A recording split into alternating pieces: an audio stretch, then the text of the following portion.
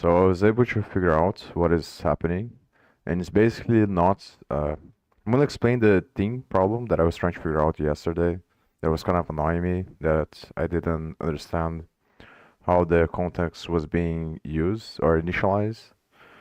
And then after I do this, I'm going to probably start by creating the class already. So I'm gonna just copy the file system doc to the module that I have there. Then I'm gonna change the name, and I think I'm gonna delete everything from the class. Then go over with the debugger first to clarify how the tree is created, and I think I'm gonna try to incrementally implement the functionality because I want to see if I can avoid using the other classes that they use because I want to simplify as much as possible, obviously. But what was going on with the team is that I found a way to debug, and I'm not really sure why it wasn't working. Like the first time that I tried to debug a game, it didn't work, but it was a long time ago. So I think what I might have happened is that I put the wrong path on the debugger on VS Code, and this is the reason why I wasn't being able to go with the debugger, VS Code debugger, with a game, directly with the game and not with the editor. But I went over the sequence there after you click the play button on the editor, and then I was able to just copy the commands. That's basically the commands that they use for that specific thing for that specific game that I was trying to run. It was basically, it just uses the OS class to create an executable. And that's basically what is going to happen after you click the play button on the editor. It's just executing the editor executable you have, and then passing these parameters here. I think on the debugger, I'm only passing these three here on VS Code directly. So I think that these ones is in case you want to use the editor debugger, which I haven't seen how to use yet, but I think it passes them anyway. So I'm just going to show there.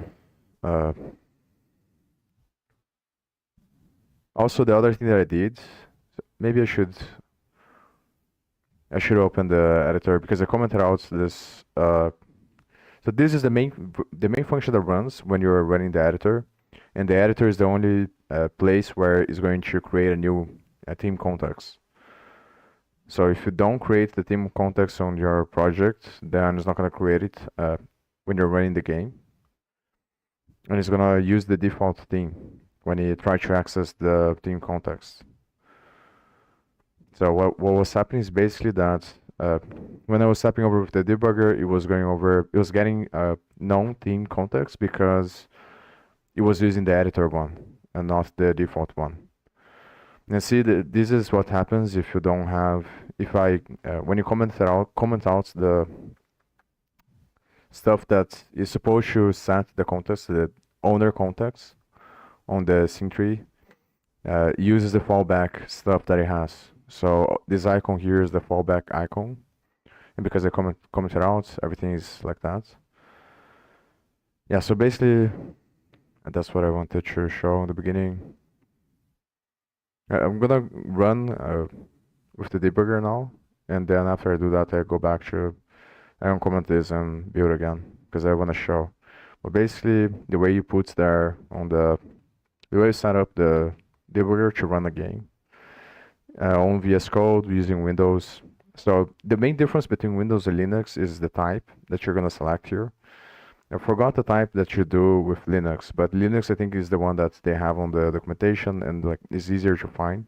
So this type here you use if you're using the Microsoft compiler, MSVC, I think. And then basically you just put the program. So the launch.json is the thing that is going to run the executable. It runs the actual commands, and the task.json is whatever commands you want to happen before the debugger runs. And then in order to link the two, you have to put this pre-launch task. So if you don't put this, it's just going to run the executable right away without compiling. But if you want to compile first, then you have to, not sure if I can put task.json here. Yeah. It's basically, and now I'm running this editor build here. So it's basically just running the scones using the shell and passing the arguments that you use to build the dev version, which is the one that I'm working on. So it basically runs these commands. So it builds the executable again before it runs, and then it's going to run whatever you have here. It runs based on the launch, and then the pre-task is specified here. It's basically by the name. So whatever name you put here is going to be the label of the task that is going to run before the executable runs. And then I just copy the path there. So it seems that if you run the editor executable and you just put the path for the project, I assume that it is whatever path you have that is going to have a project.godot file. And if it's for that reason that it doesn't complain about the .package file in the same directory of the project, I think. So either you have a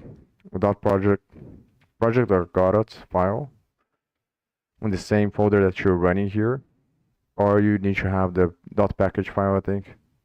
And then if you do that, it's going to work. So I'm basically specifying this path here, which is the path of the project that I'm working on, to build things from C++ code. So I think if you have this file on whatever path you put there, it's going to be able to run the debugger on VS Code for the game directly, which means it's going to skip the editor and it's going to skip the project manager as well. I'm just going to run there the configuration.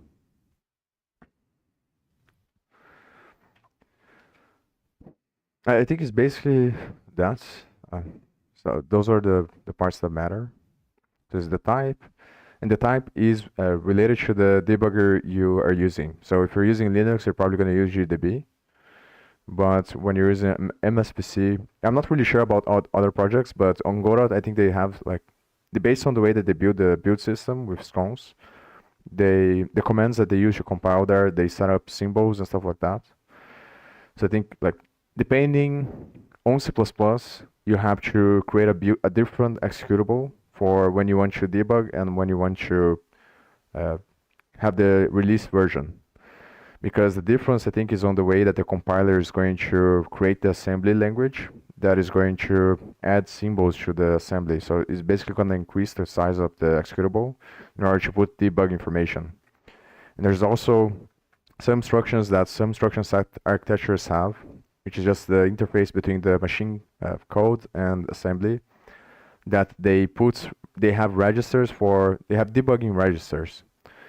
And there's also an assembly, I think all the languages in assembly, probably, if not all of them, then most popular architectures have specific instructions that the debugger uses to break the code, to stop the code from executing, so put breakpoints.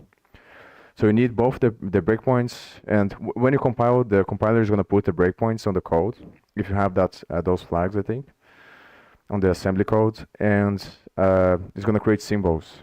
So I think that's what tools like GDB do. So when you run GDB, it sets up the breakpoints, so it creates the register instructions that are going to allow you to trap the process, which means just going to stop executing at a certain point. And there's different forms of trap. So there's interrupt and accept, which are the main different ones. And I think accept, I forgot which one is which, but one is for externally stopping the code. I think that interrupt is when you stop the process from running externally from the process. And when you accept is when you are stopping the process, like there's an error on the execution.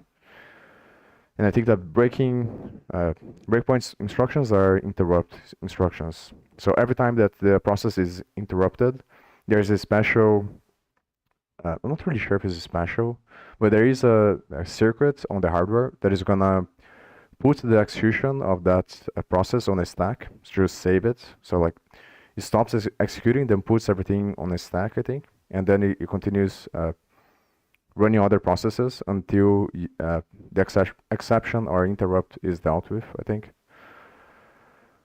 But yeah, it gets very complicated. So that's basically what is going on. That's why it changes the configuration there you have to put on VS Code, because it's just interfacing with the debugger that you're using.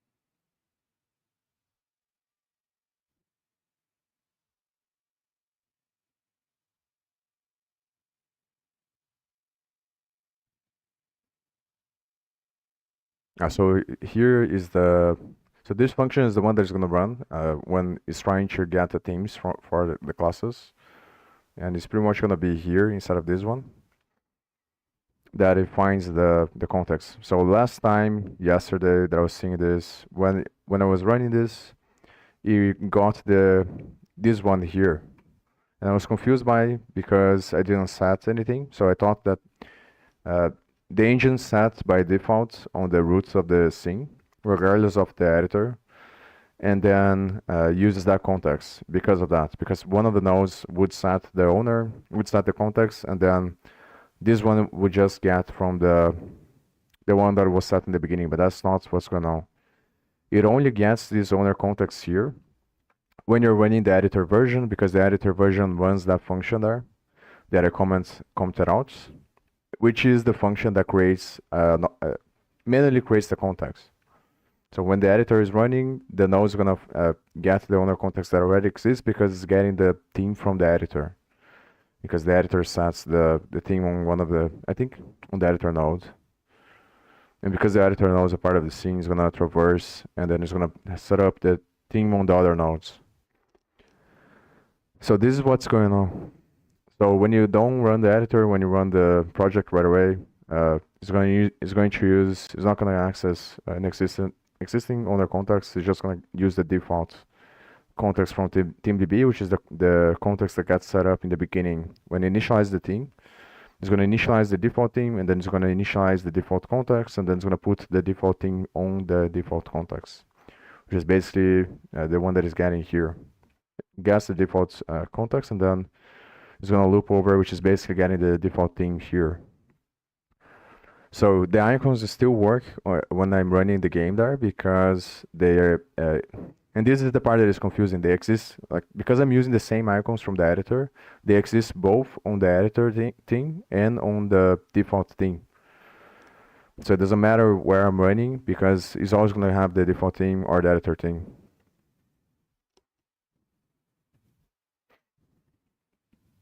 So I'm going to stop here. So I'm just show there. So if you press F5, it's going to get you the game directly. Yeah, I'm going to remove this stuff here.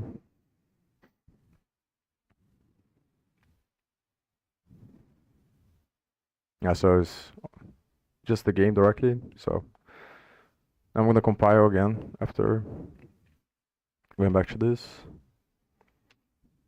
I think I'm gonna show there. So show first, put the breakpoint again. I think it's get thing item, and then double check.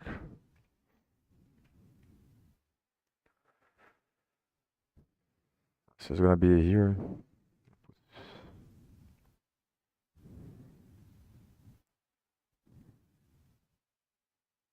And then I have to run. I guess I can try to run both.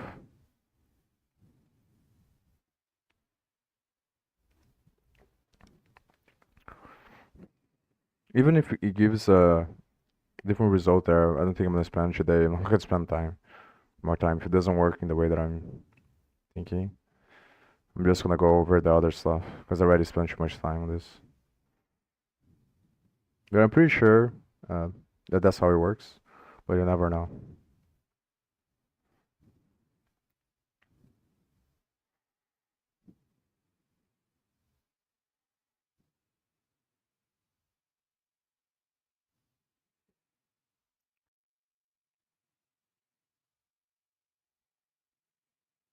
And the thing that is difficult about this is that, like, because there's so many different nodes, it's kind of hard to know if, uh, like, it's kind of hard to figure out a way to put a breakpoint only on the nodes that I was thinking about, because the functionality happens on the lower classes, the lower abstractions. So, like, on the class hierarchy, it happens on the control. So if you put the breakpoint on the control, it messes up because it can't step over.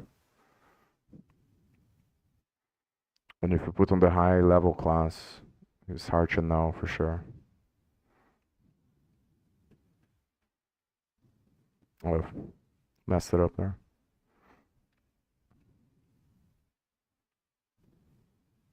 Hmm. It's still getting from the. This is what I'm saying is that I'm not because on the other time as well it gets from the default some parts because before it initializes everything it doesn't have the editor. I guess I could put the breakpoints. Let me see.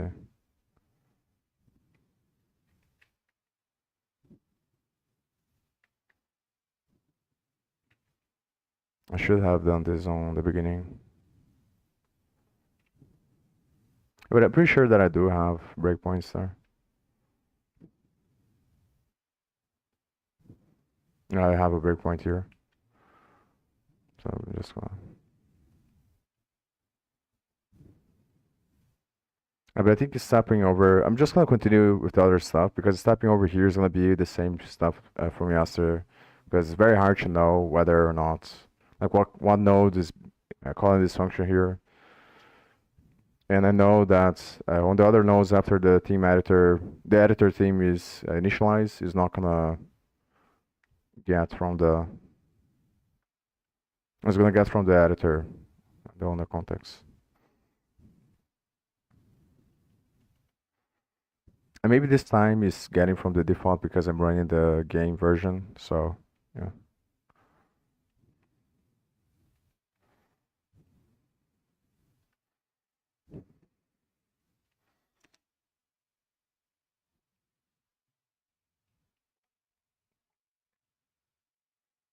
That is what I'm saying. We'll have to remove here.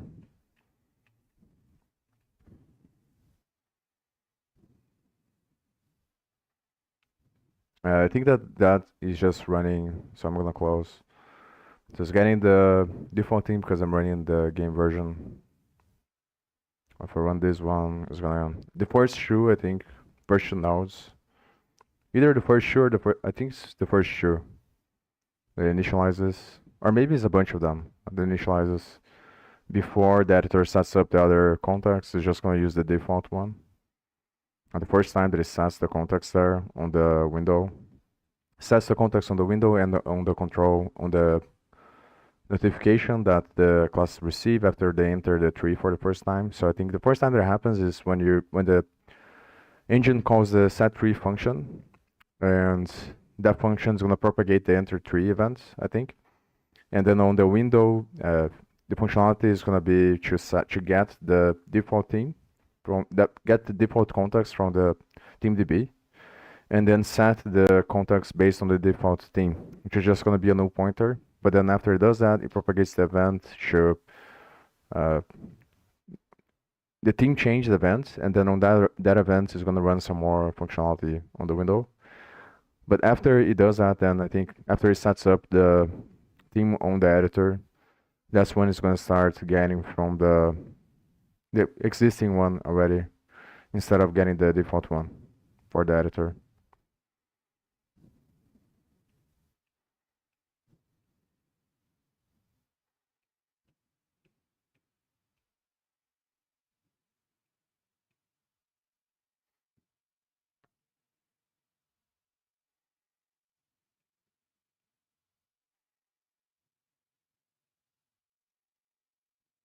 Yeah, so after here, now I'm gonna put there again on the put the breakpoint again.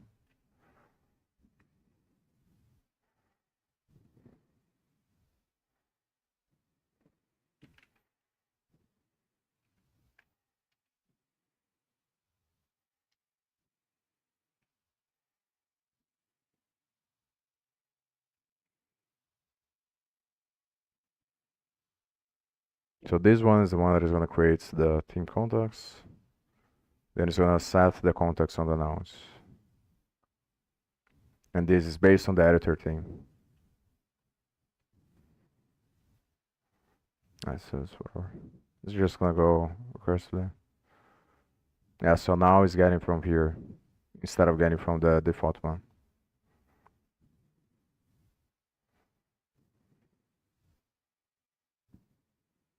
And this is from the window class. And the window class is the first time that it accesses the function because the first time that it sets the thing. So every time after it sets the thing, because I think the window function has on the notification, to, I'm pretty sure it is on the notification there, to,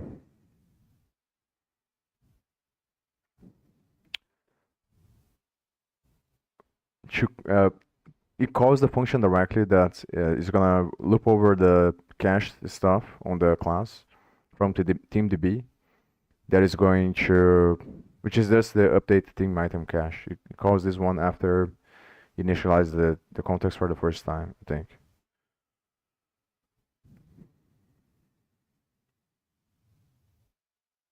Yeah, so basically this one is the one that's gonna set the thing for the first time. Then based on this one, it's gonna set the context as a null pointer on the first time, and then after it does that, it's gonna propagate the event that is the thing changed. So it's gonna after it does all of the stuff, it's gonna call this function here, and then when it calls this function, it's going to call this one, which is the one that loops over the cached theme items on the class, which is the one that is gonna call the lambda that was set up on the macro, this macro here. Inside of the macro, there's lambda, and this is basically the function that is being called there. And this function is going to call this one, which is the one that is going to get from the other stuff. It's going to get from that function that gets the global context. And yeah. So when that one runs, it should already have initial. This happens on this breakpoint now that I'm looking at. It happened after the editor initializes the context, and this is the reason why now is not going over the default one. It goes over the one that already exists. But the first time this is running, is gonna get from the default thing, which is just from the default context, which is just the default thing.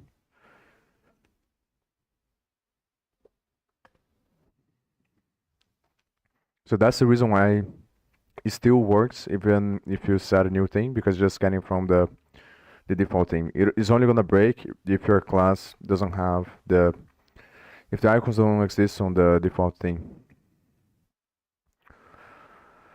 But yeah, the takeaway is that it's always better if you're gonna set only specific values for the thing on a class. It's always better to use the override function for that icon. And each type of thing is gonna have its own override. So there's gonna be a function for icons, for constants, for stuff like that. So you just call the specific one to set the specific value that you want to override, because what that one is gonna do is just gonna change the cache, and it's gonna keep the other items from the theme because it's not changing the theme.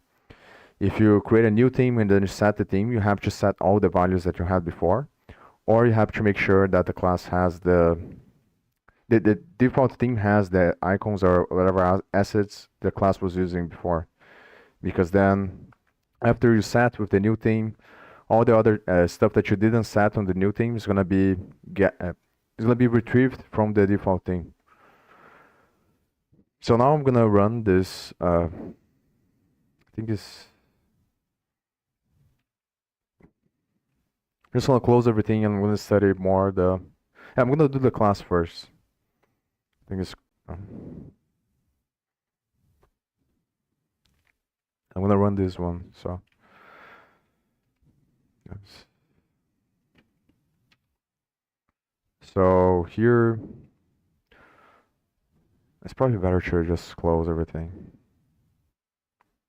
To clear my mind. Oh, the thing that I was gonna test, I'm gonna test this before I do anything. I should probably close everything because there's too many tabs. But what I was gonna do here that I realized as well is that I have a problem with the resizing of the scroll container there on the dock that is supposed to be the one that is gonna receive the file system dock. And I realized that what I might be doing wrong, it'd be an easier fix, is to just switch the order that I'm adding stuff. So I changed the name here to see if it's gonna work. But the name doesn't matter, I think, because the name is only the thing that's gonna be there. So I think that's so this one, it's kind of confusing, so I have to. So I think what I have to do is copy.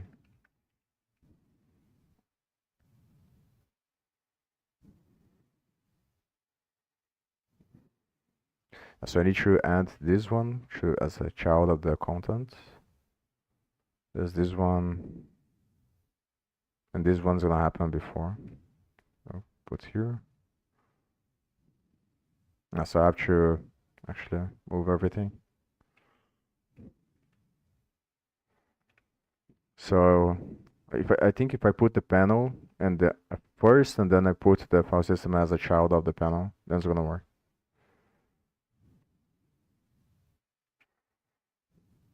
So,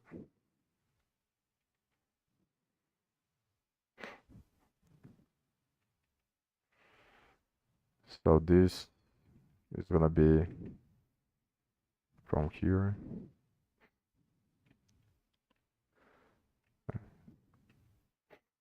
So basically, I'm switching to see if it's gonna work. So before I was adding on the panel that is a child of the scroll container, but now I'm gonna see if I have the panel on the top and the container as the child, if it's going to maintain maintain the background of the panel as I resize the scroll container. I think that's correct. What I did here. So the content div is the main thing there. So adding the file system doc. And then whatever node has this name here is the one that the icon sidebar is gonna have its functionality designed to handle. So whatever node I put with this name, the icon sidebar is gonna replace whatever child the node has with the new component that is gonna be based on the name of the icon that the class has.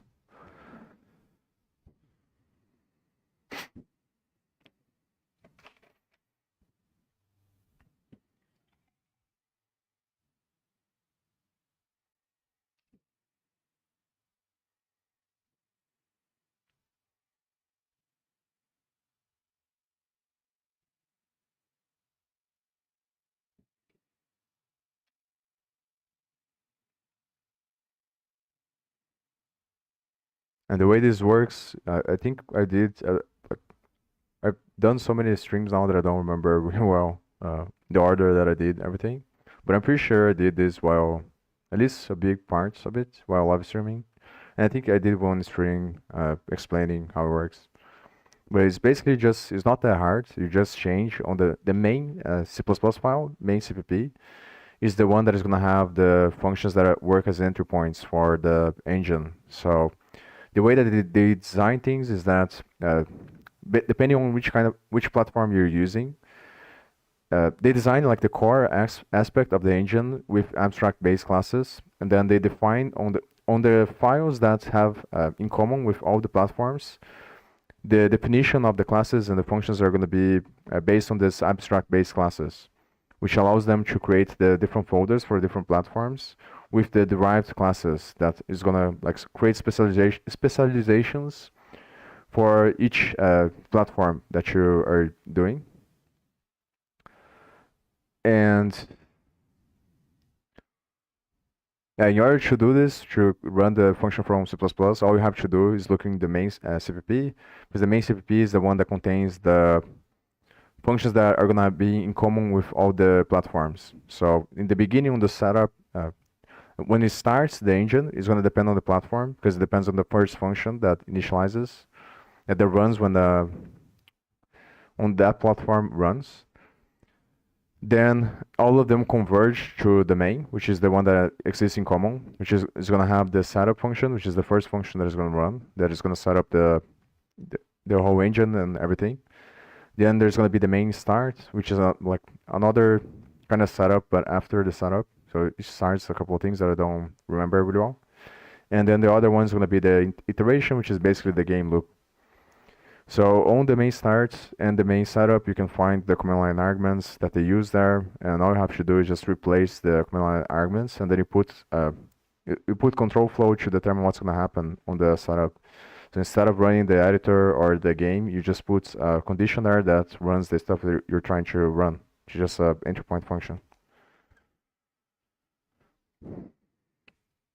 I think that's the reason why probably I changed this last time because of this warning here, but I don't think it matters that much because it's meant to be used like this. Yeah, so I think I'm gonna leave it like this. So when you click, so it's not going.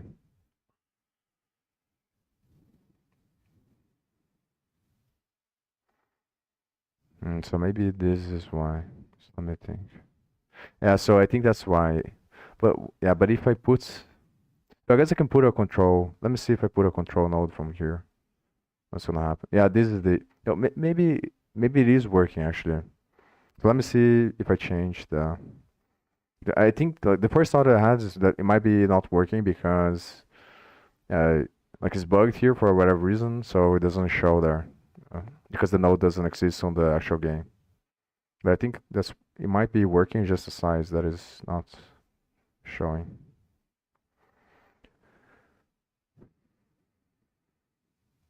Let's forget. I think it's on the layout. Transform inputs. So there's a flag here somewhere that you put to expand the thing. Oh, no, might be.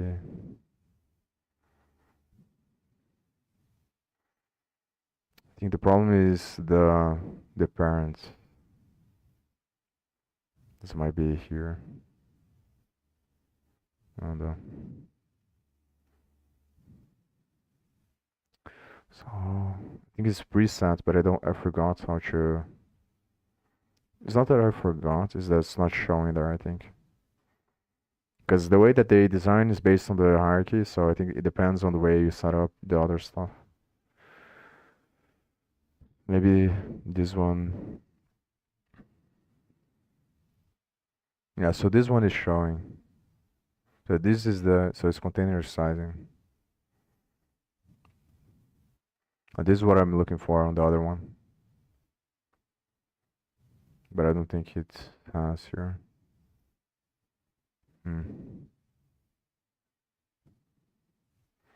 That's weird.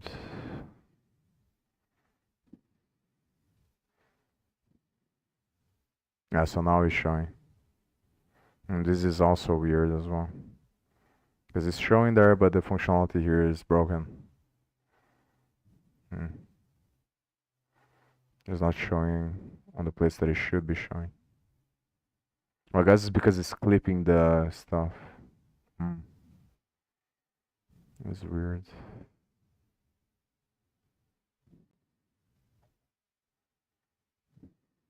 And I can't click.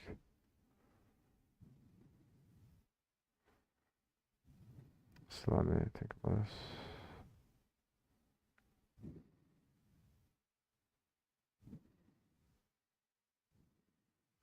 So I'm gonna change the minimum size.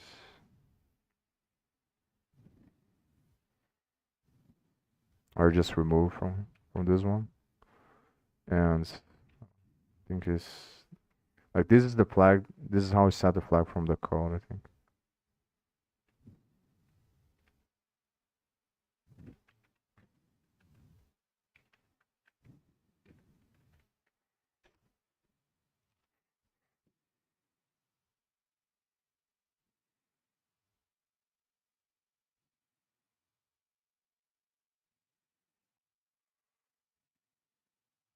So I'm gonna test like this.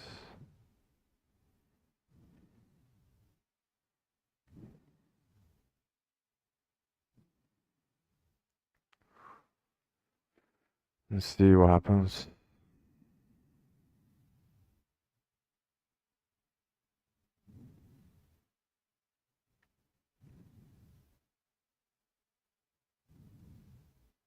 Yeah, I think this is like the reason why. Like there's two different like scrolls, let's say. One scroll is from the scroll container and the other one is from the split container. So I think this is why it's clipping the content there. It's something related to like when you move the split container, it doesn't move the scroll container. And then because the size of the elements that I'm putting inside of the scroll container are larger, but it should be showing the scroll there. That's the thing that is weird. Because if the size of the element is larger than the scroll container, it should show the scroll bar on the bottom.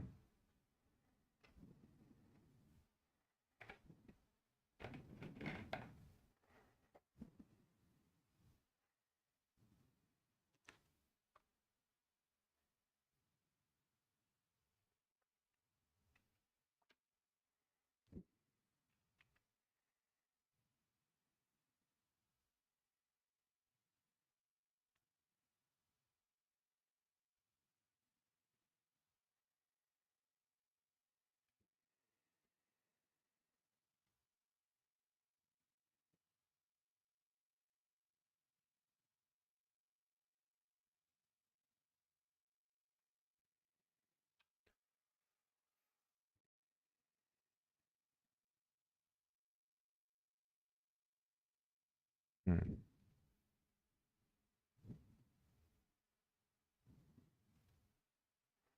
That's very weird. I guess it's because I didn't put the minimum. So I think this is the problem. Like this scroll container doesn't have uh like I need to find a fixed size, I think. So I have to think about. Because the problem with putting a fixed size is because I don't know the height. I don't know if I can put like a fixed height for the thing.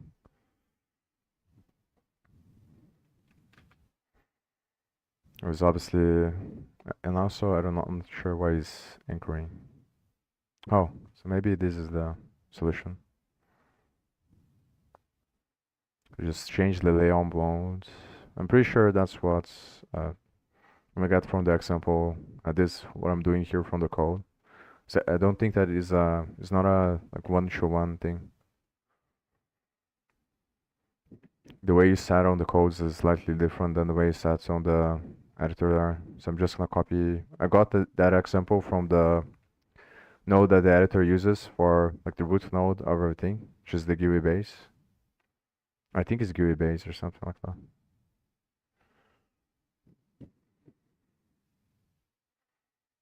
So this one.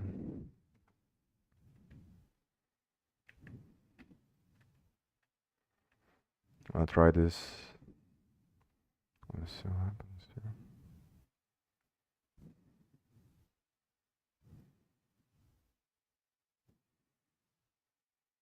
here. I know it's showing, but the problem is I'm not sure.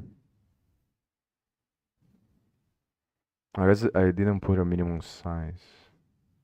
So I'm gonna put the size of the other one as I can do this from the editor, just say. If what happens if you go smaller than the thing?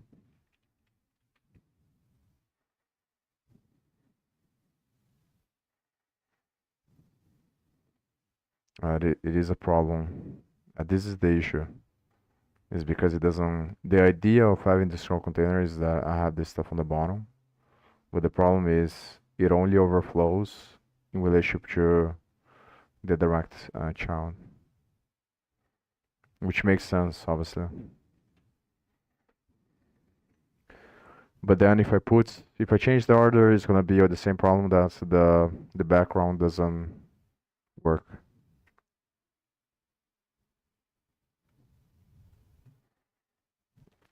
So maybe the only way is by studying the file system doc, just see how they. But it might be different the way that they did it here because here they know what's gonna be. So, yeah, but maybe.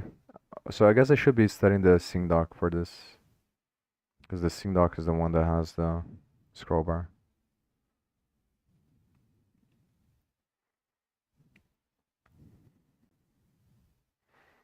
I think I'm gonna change the title there. I'm just gonna study this first because I wanna make sure this works before the main points of this other one I should put there on the on here as the first option. So I'm just gonna study the Steam doc first. Uh, I'll be right back.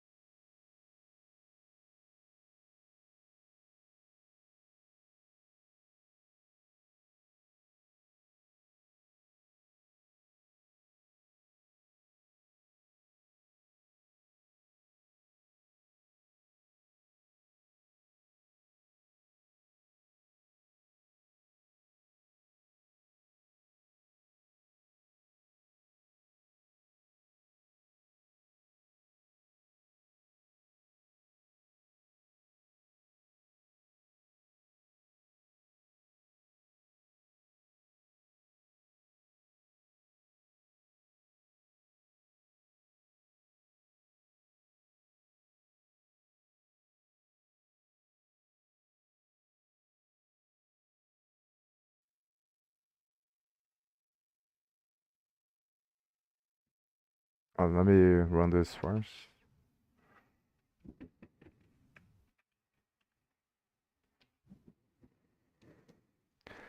Maybe what I should do is to create a new class, and then instead of using the panel, I just reuse the class. But it's probably gonna be the same thing on all of them. Like all the docs that I want to use is probably gonna be the same functionality. I always want a box that is flexible, works with the both the split container and the slider there, or the scroll container. But I think that's like for the split container you can't put on the class because it's more complicated. I was thinking about before. So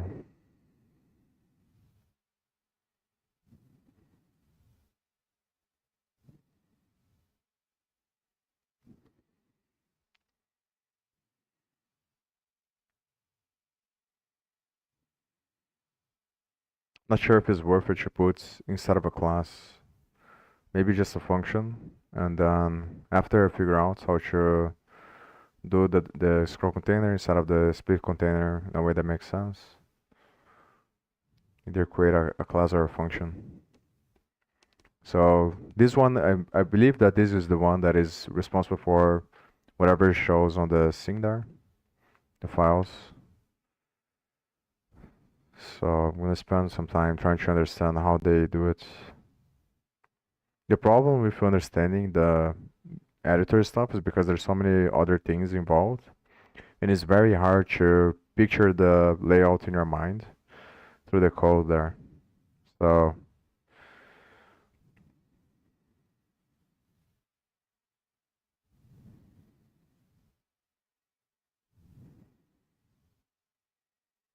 I'm gonna try to find a function that is responsible for doing resizing or something like that. Because I've seen something similar on the file system doc.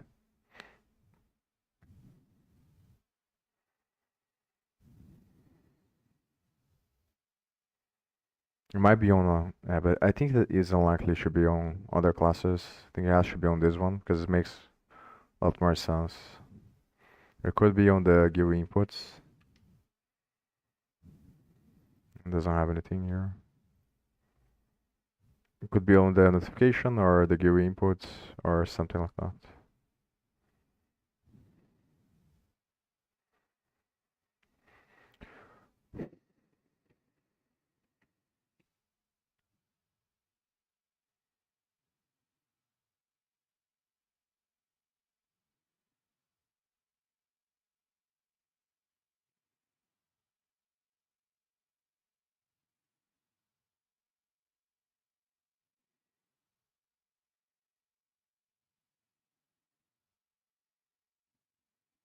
So next place is notification.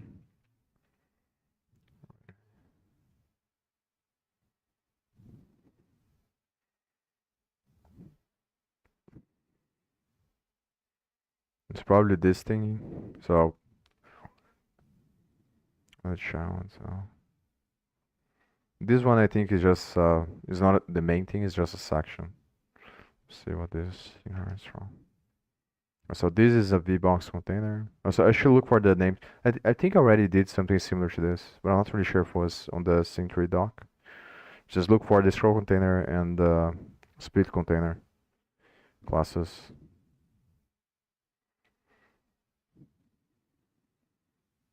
I'm gonna go over the notification first, just see if there's anything. Then I'll look for the names of the functions or the classes.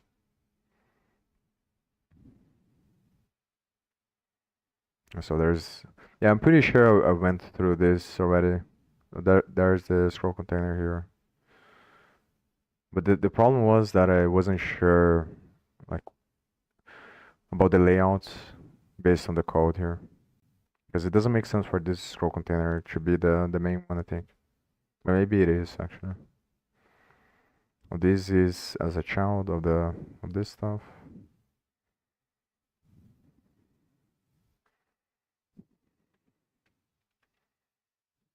Also, maybe this is the parents of all of them.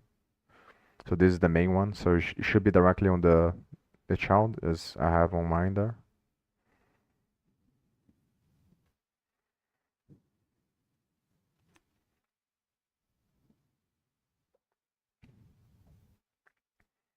I was using V size as well.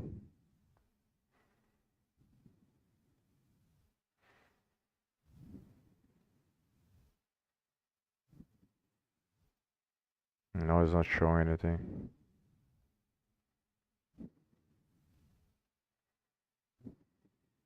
It's,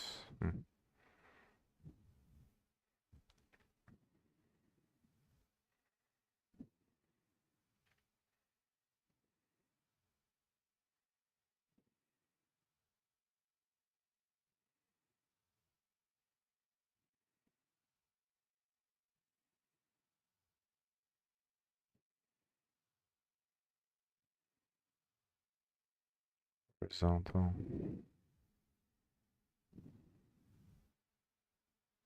Yeah, I guess we need to put this because otherwise it's not gonna allow you to go over the directory with the scroll.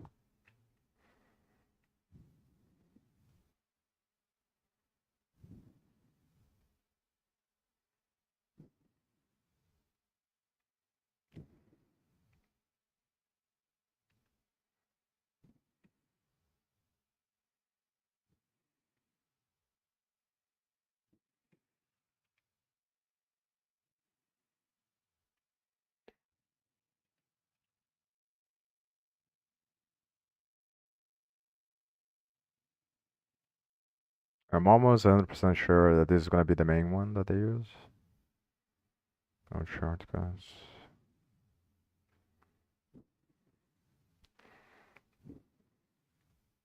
Yeah, but this is what I'm saying. You might work on their stuff because they already have a node. And like I don't think I can create the one that I have there with having a node as a default in mind. Because the idea is to be able to reuse this thing. Or like to be more as much as flexible as possible.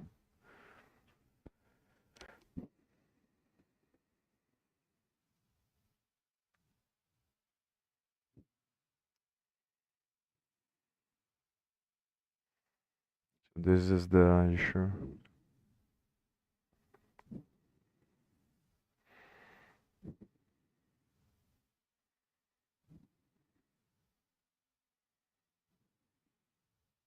But maybe if I do put a VBox as default, it doesn't matter.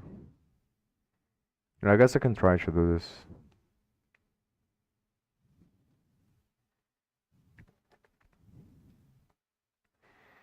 So I have this but then does that make sense? I'm gonna try to do this because that's how they did it. So I'm just gonna create another VBox there, and that is a child.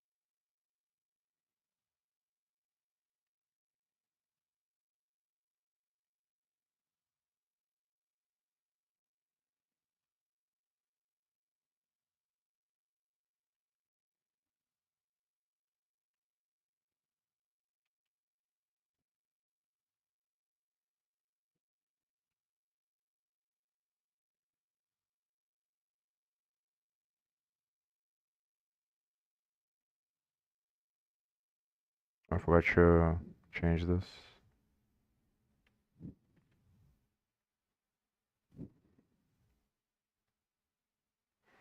I have the panel, then have the dock.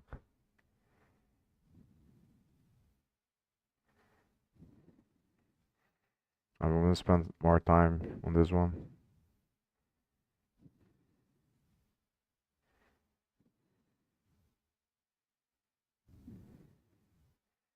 So I'm gonna look for split container. This is on the runner.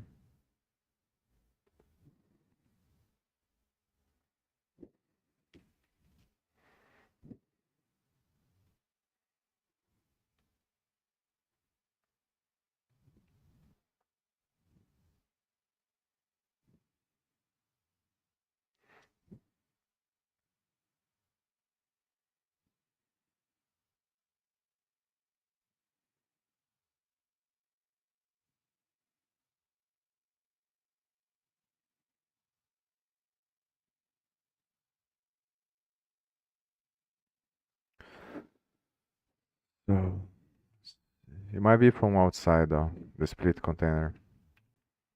I think it's from outside. Yeah, this is the issue. It's based on the way that they do the docs here, I think. So, see, doc manager is the class that is gonna manage the docs, obviously, and is gonna use the other class to allow you to use the context to change the position of the docs.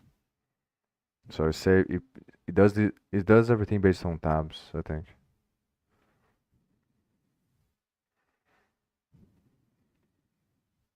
So this is gonna be the doc there. All docs.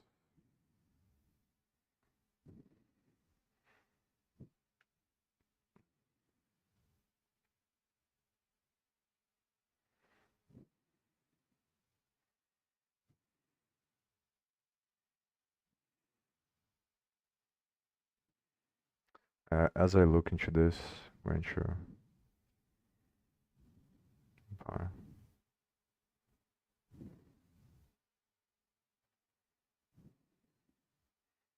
and this is the problem with trying to understand from here. This is very confusing.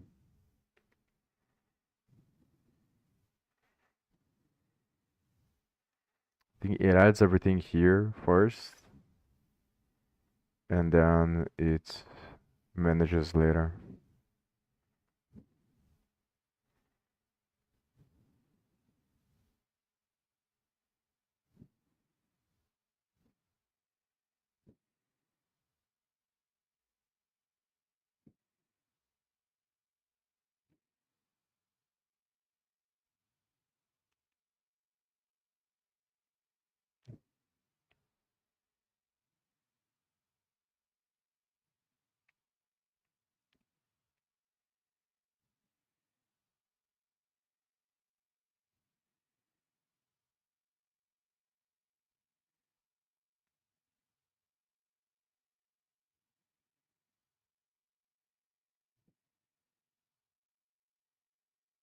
It creates the layout here, and then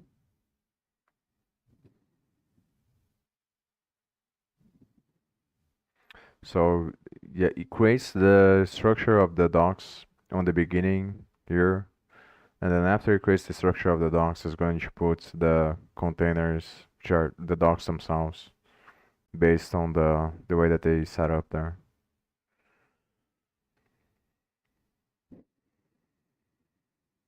So the split container is done from outside the dock, and yeah, which makes sense because, but yeah, I guess it could go either way. But the split container is gonna work based on its children, so it splits based on the child. And then they use this other class here. Maybe I should look into this class, but this one's. I think it only does like this stuff that this class does is not that relevant.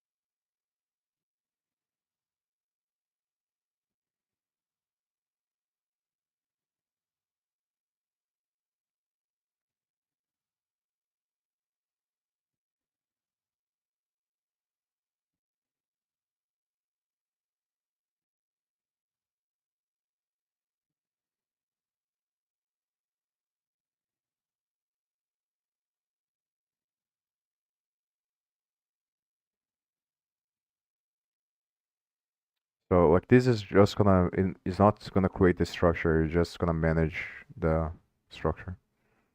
Well, what creates the structure is when it adds the this stuff as child. So these ones are the positions where they're gonna be, I think. So let me go back there.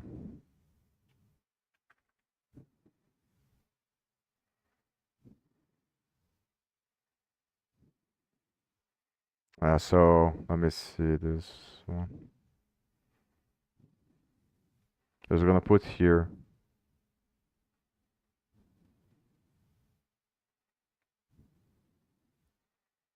What is this one?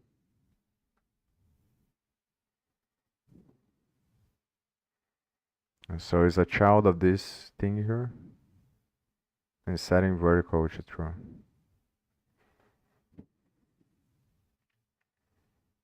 This is the split. And this is a child of. I'm putting mine here. Hmm.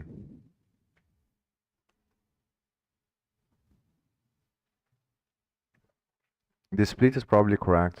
Otherwise, it wouldn't show the layouts in the way that or in the way that is working there. So I'm not really sure if it makes sense to put here.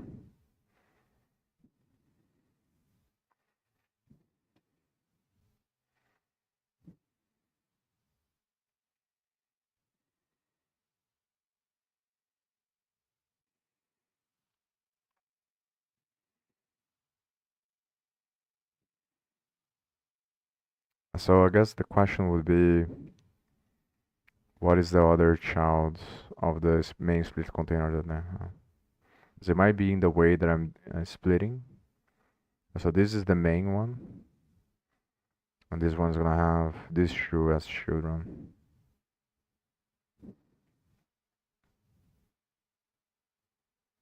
Or this should be here, I think. Yeah, so this is one of the main parts, which is this another split container, and the other side was gonna be the file system dock. So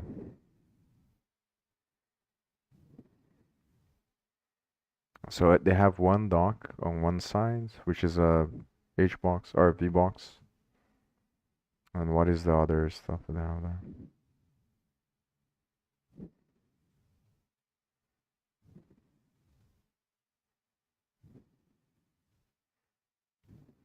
Parts.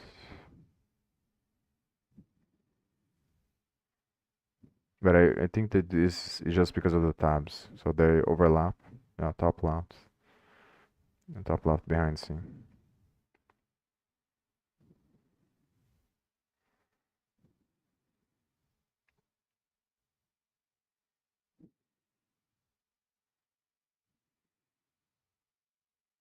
So how does that work? So, yeah, I guess. Oh, so yeah, this is the other one. So on one side they have this, the other side they have this. Yeah, they have both. So they're separating based on. No, that doesn't make sense. Yeah, I was thinking about this. So this is the split that is gonna contain the scene dock. So on one side they're gonna have a VBox, which is a scene 3 dock. The other side they're gonna have this one, which is the file system. Oh, so they're using this is a different split. So I have to see the split of this split, because this one is the one that is separating or is doing the horizontal line in the middle of the file system and the scene tree. So the question, so it has to be this one, the main one.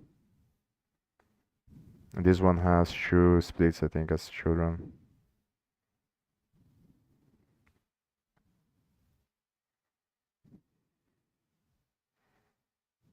Yeah, so it has the two different splits. So the split that creates the vertical line between them is gonna be this one. And this one has two other splits as children.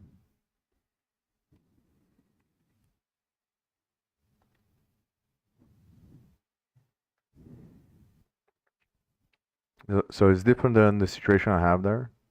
'Cause the situation I have one panel on the one side and one split on the other. But it should be the same functionality. It should work on the same way. But I think that for their stuff, it probably works based on whatever values the split container that is the child of the other split container has. So like it's gonna determine the split based on the children, the vertical split.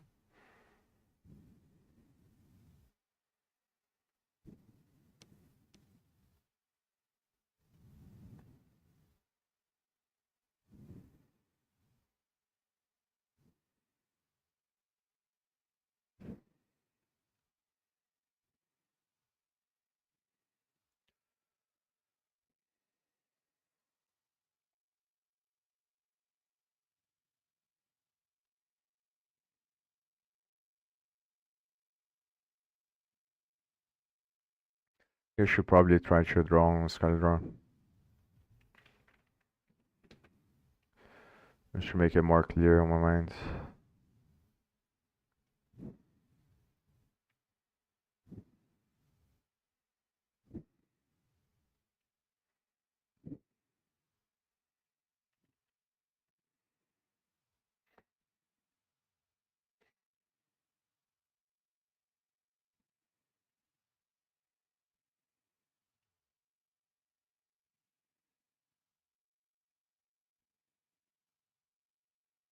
So the way that I have on my mind is that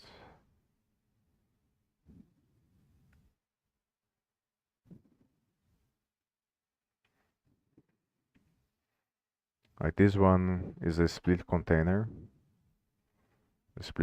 here, and this is the one that and this other one is another split, and these are the ones that create the vertical line between the sync3 dock and the whatever shows up on the visualization, and this one is gonna have the sync3 dock here and the file system dock on the other one.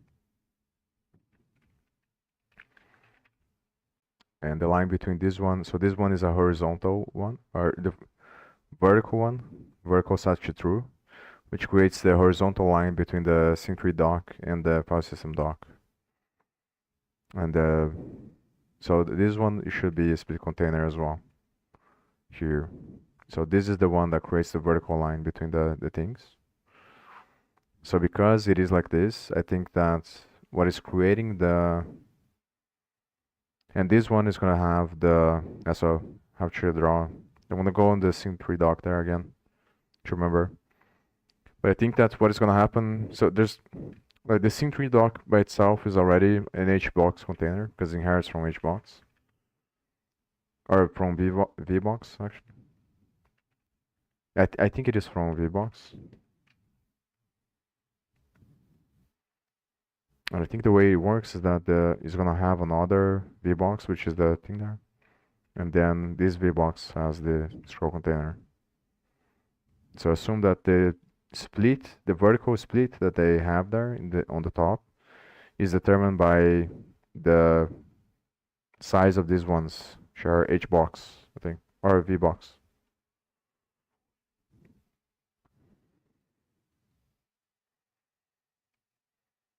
So this one is a VBox, is the import.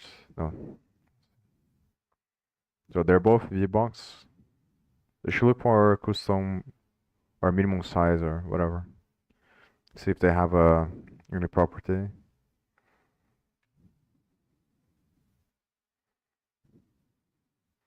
It doesn't look like it has anything that's properties on this VBox. Like few space or so the property should come from the children, maybe.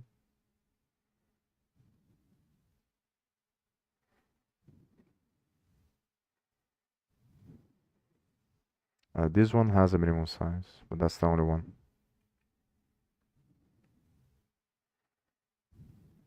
Files as well. Also, this one has a scroll container. I wonder why it doesn't show there.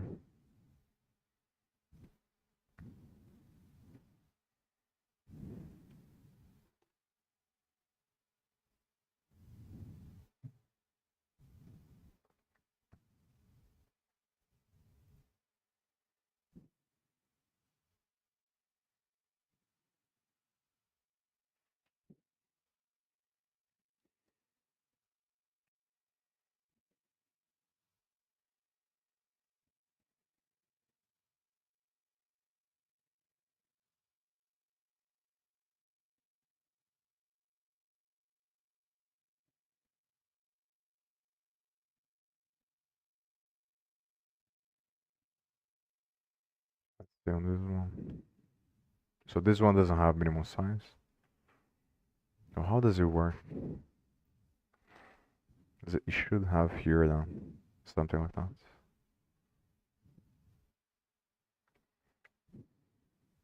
Because as far as I know right now, when you don't set any properties of size or stuff like that, it's just gonna inherit from whatever the node has. Because it's usually gonna be a child of a container or something. So usually the container determines the size and the position of things. For them to have a starting size, I imagine that they should set something.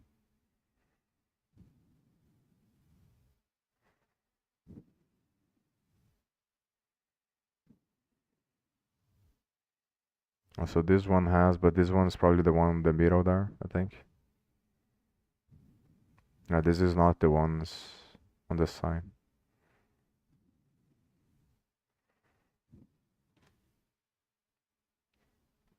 And this one has expand view as well.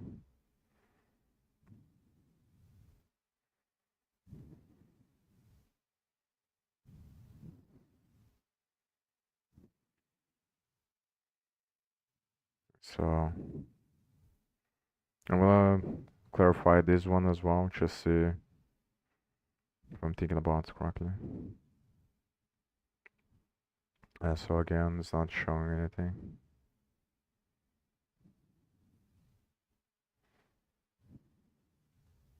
Oh, I think the difference is when I added the HBox that it stopped uh, defaulting to the, because now it's using this anchor here.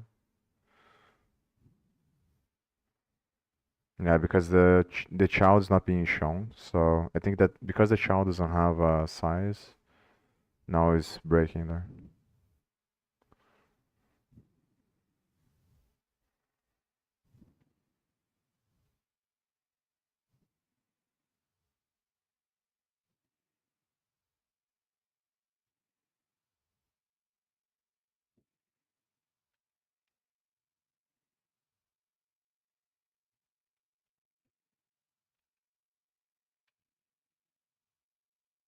Oh, but so horizontally it should be expanding. That's weird. So it should take the full space.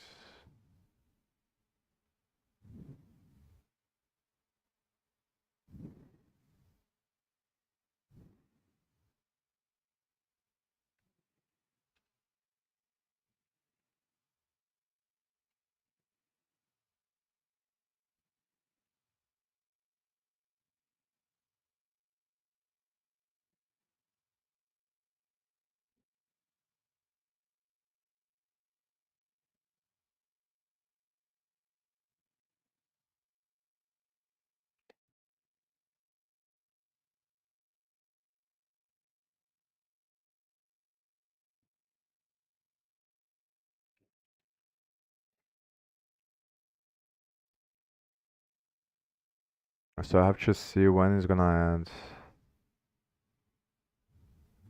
So, so this is the one that has the scroll container. And this one has stop row. It's box. I wanna see when does it add this as a child. So it adds this one on the constructor as a child of this VBC. I'm gonna draw on ScalyDraw there.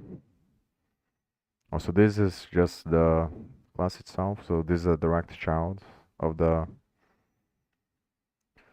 So it's another VBox container. So it's sync 3doc, which is a VBox container.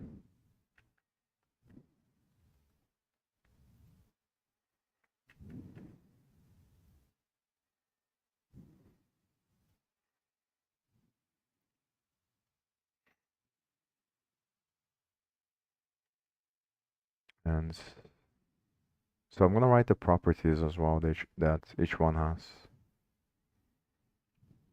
Write that one.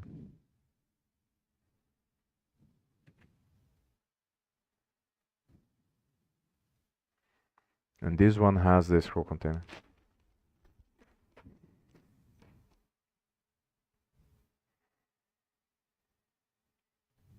So is this.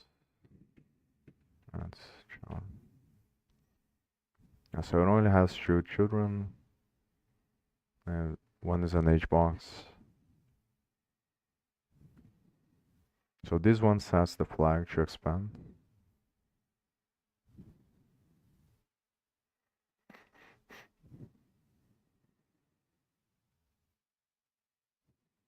That's 0.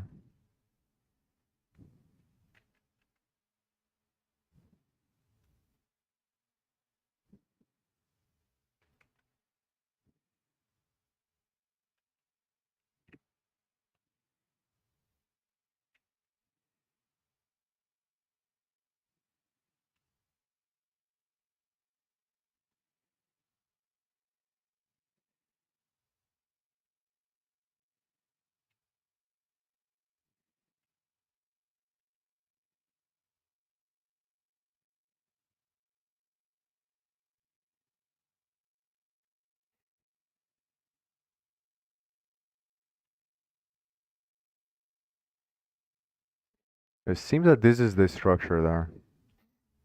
So probably what I'm gonna do is just go over like all the properties. Uh, And maybe I should do the same stuff for the one that I have there. Like just see, compare the differences. Because I don't understand why, like, if the structure is similar and it could either be the attributes or the structure. If they're both the same, then I don't understand why you wouldn't create the same thing there.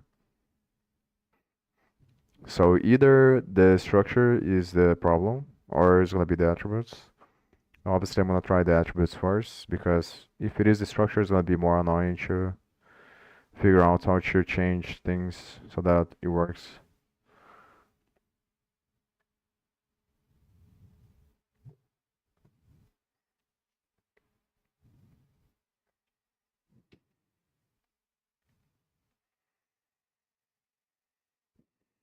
So I'm gonna go over. I should put the names of because the most confusing ones are the parents of the main splits there.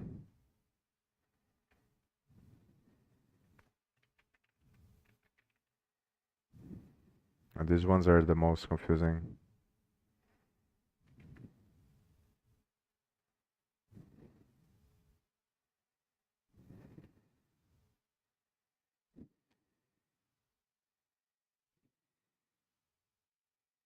So this is the split. So it's a vertical split. Set vertical. I'm gonna put the name there. This is this split here.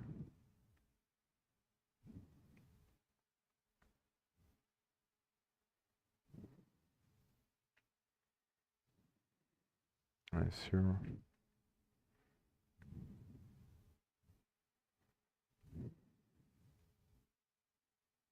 And then I'm gonna write a property on this side. I'm gonna write stuff related to potentially related to the layout.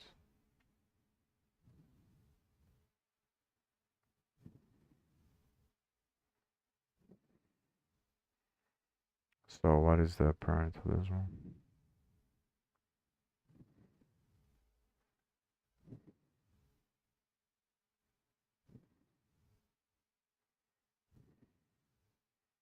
Parent is this left.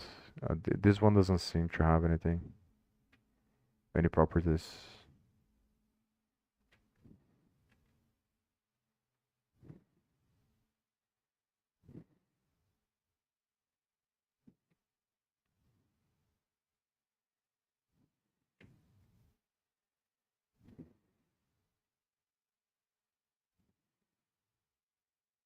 Let's see if there is any.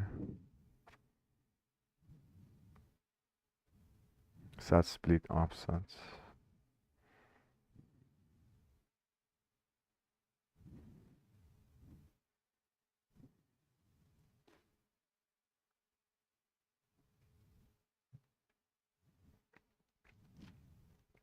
So assume that the main edge split. Yeah, it has to be the one that separates the whole thing, or that separates the left side of the thing and the right one. So I assume that right there's gonna be another level here, and on the other level, the one that is gonna be on the side is gonna be the inspector. So it generates a bigger one on the left, and then splits that one by two, which are the file system and the sync tree and the main stuff that shows up on the visualization. And that's the mental model that I have now.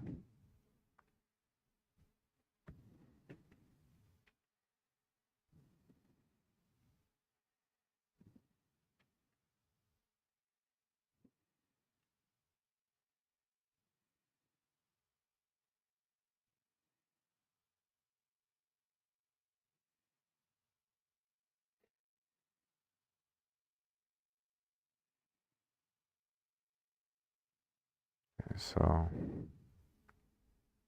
so this one is gonna be based on this.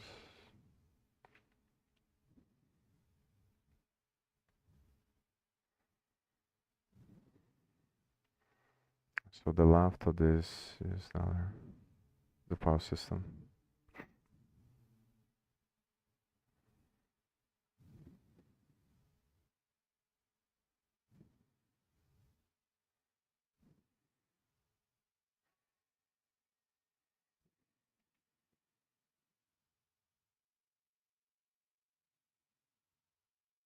This one doesn't have any properties. Yeah, so now I have to spend time on this. Inside of these classes here to see if they have anything. Or what properties do they, what attributes do they set?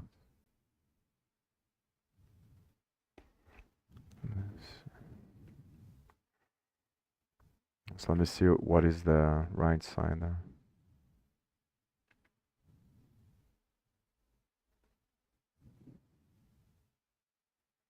The main edge split center VB.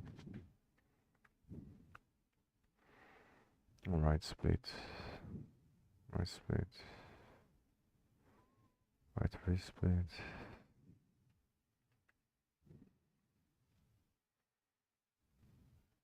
Full height right. Yeah, so this is the inspector doc. And that's weird actually. So how does that work? Because it doesn't make sense. Like if they are direct, unless I'm looking confusing things. Oh no, this one is a child of the main split. That's why it does make sense. So the right child of the main split is just this right split. And the right split is the one that has the other docs.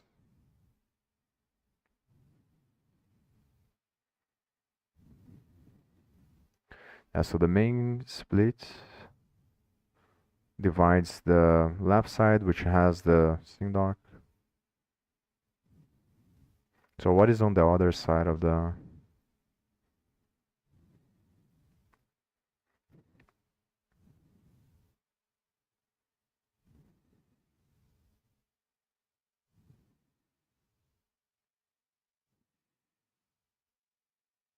What is this one?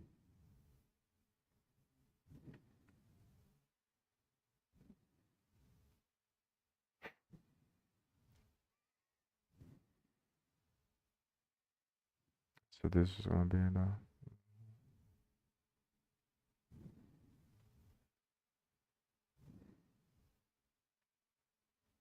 Oh, this, I was looking in the wrong one. So it doesn't, it's kind of weird. So how is it possible that this,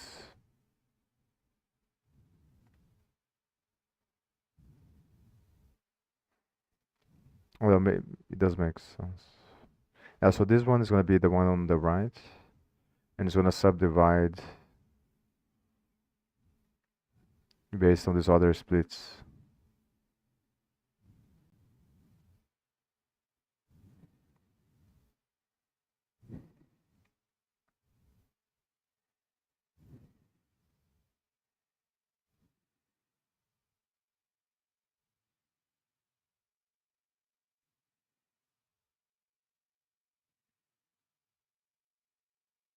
So it only has one child, I think.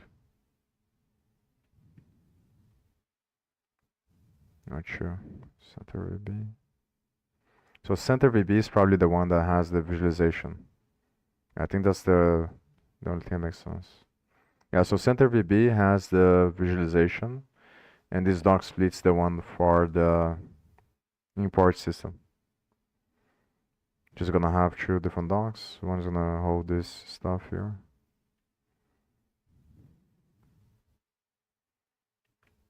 The only thing, so maybe it doesn't show the other splits. Like these ones don't have anything. As these ones, or this one has the import system.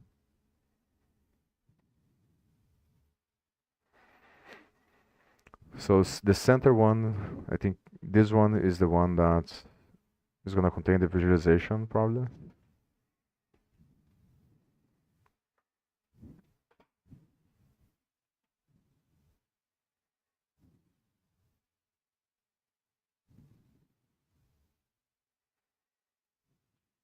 Center split. Oh, so this one, yeah, this one separates the bottom panel with the visualization. So the center split is the middle one, the one that has the, is gonna hold the simulation. The bottom panel is the one that I was studying before another day. That is what shows up there in the bottom of this stuff here. So I don't understand why it's not showing anything though.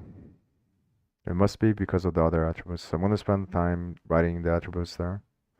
So I'm gonna write the attributes, then maybe make the drawing. I'll probably make the drawing only of the parts that is of the scene that I have here, just to compare with the other one. See if I have all the same attributes.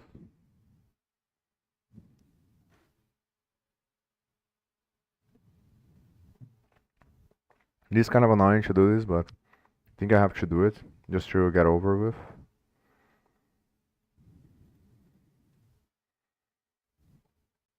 I'm saying not found. Maybe I forgot to put there the name. Yeah, I should have here. So I think it's not adding the correct line.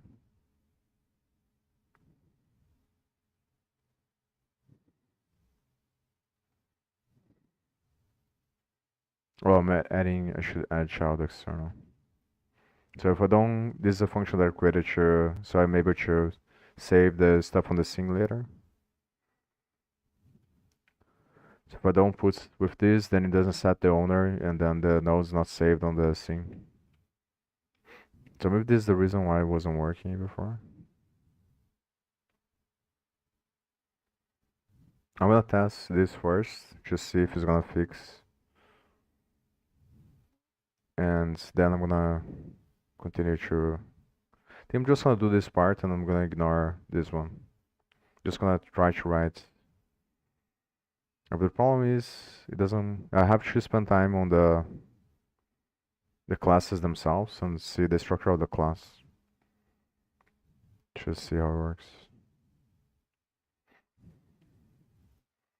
This one doesn't set anything besides this stuff.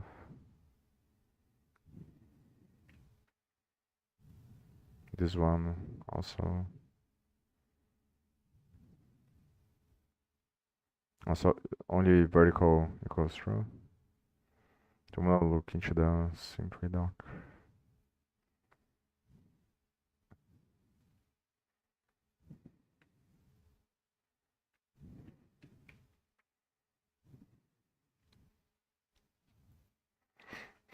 Maybe I should do the whole structure and write all the stuff that it does there. I think I'm gonna do that. So I'm gonna put far away and I'm gonna write everything that the node has.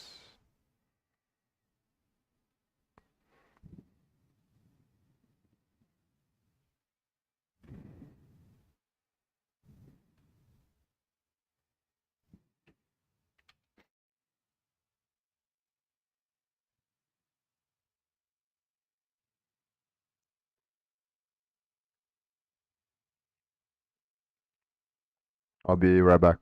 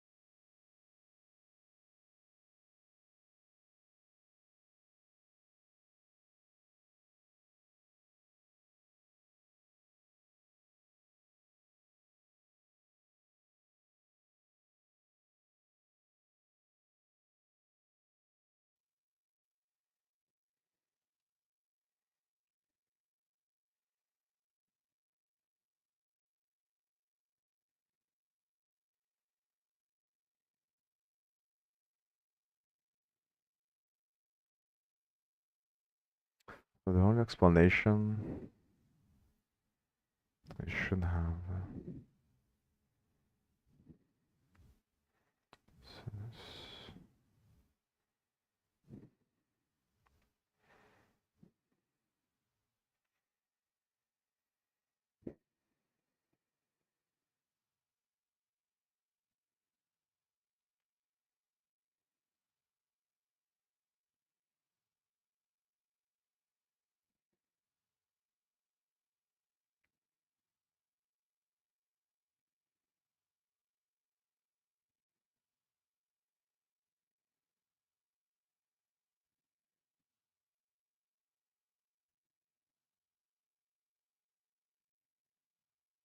I should be lower than the size.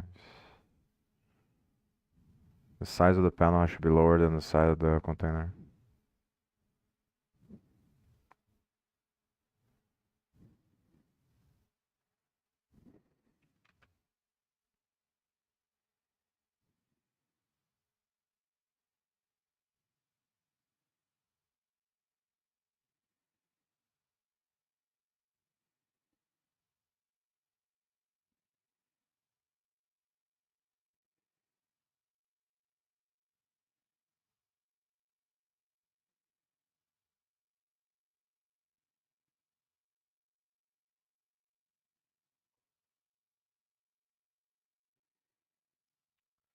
And this is kind of annoying.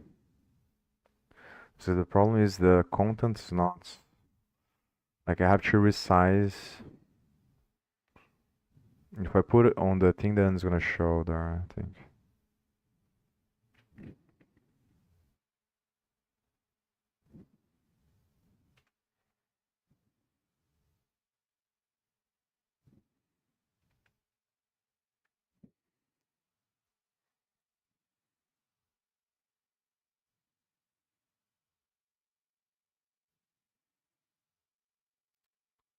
Does it work? I think the scroll only shows when the size of the content that the. But if that was the case, then. Yeah, I think when the size of the scroll container is smaller than the content that is holding, that's when it's gonna show. And if I decrease the size, it's gonna show the scroll bar. And this is the thing that is confusing.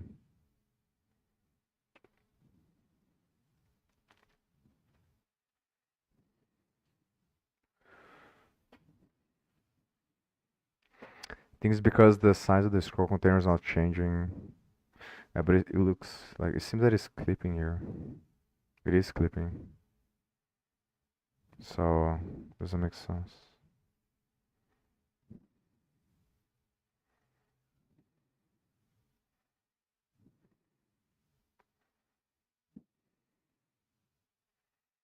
I think it's like fundamentally different the stuff I'm trying to do than the way that the editor works.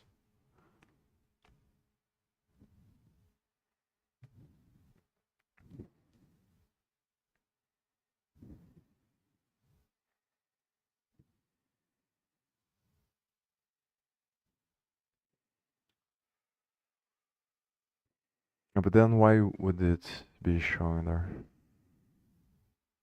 Because it does show the scroll bar here.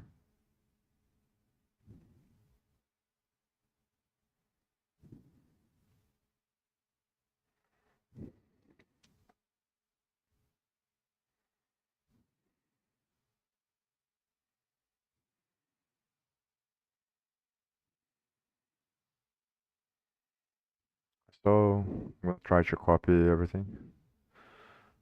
I'm pretty sure that the other parts outside are already got, so they don't seem to do anything. And the only thing that I don't have is this one. So split offset. I think the offset's just the size here. It doesn't do anything when it comes to the scroll.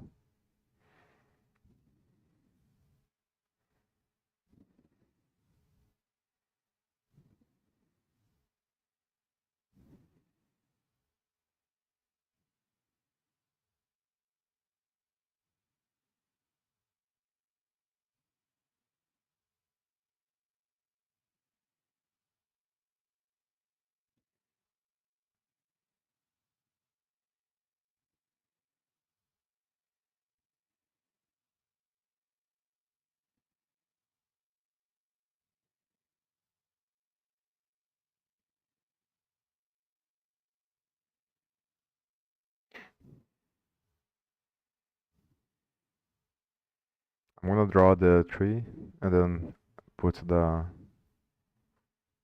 theme stuff.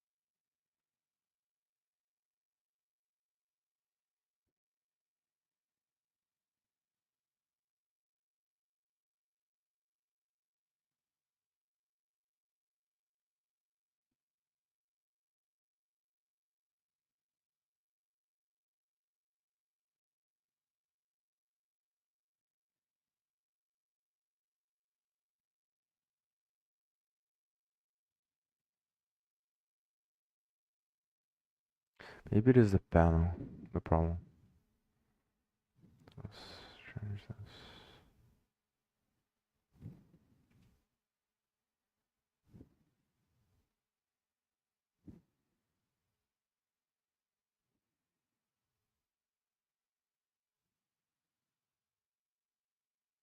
Hmm.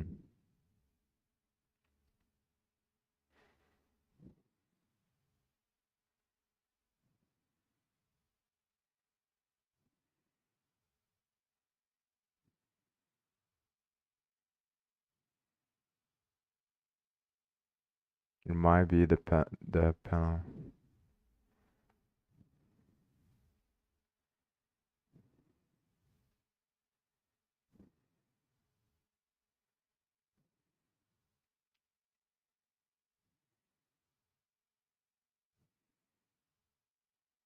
It's still not showing.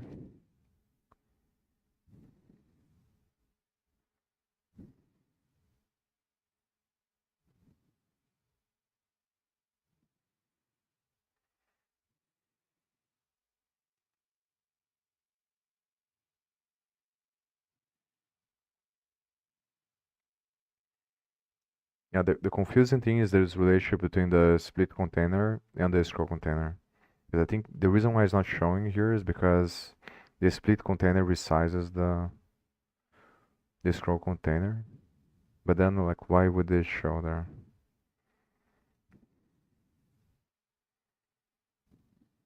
So the question is when is it going to show the container? I think it show the condition for it to show the scroll bar is if the size of the content of the scroll container exceeds the size of the scroll container.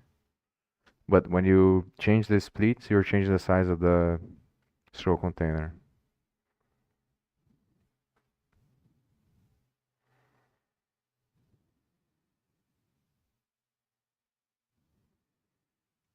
So why does here, when you change the size of the splits, and so maybe if I put a minimum size here,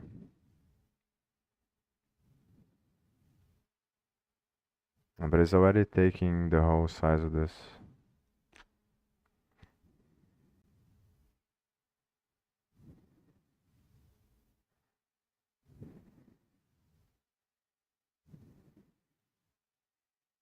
What's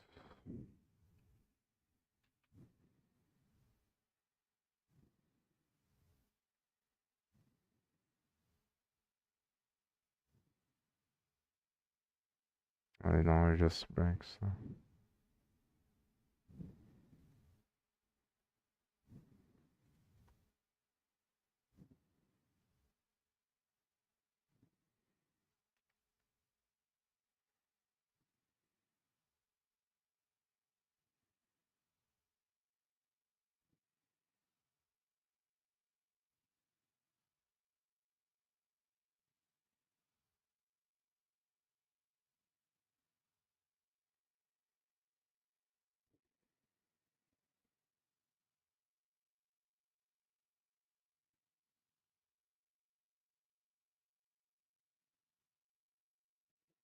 Like this is one of the fundamental differences there.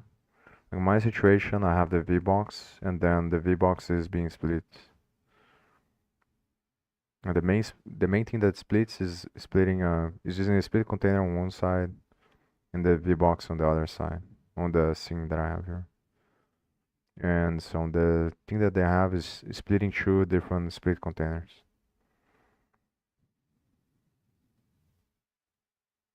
And then the scroll container is gonna be inside of it's gonna be a child of this split here.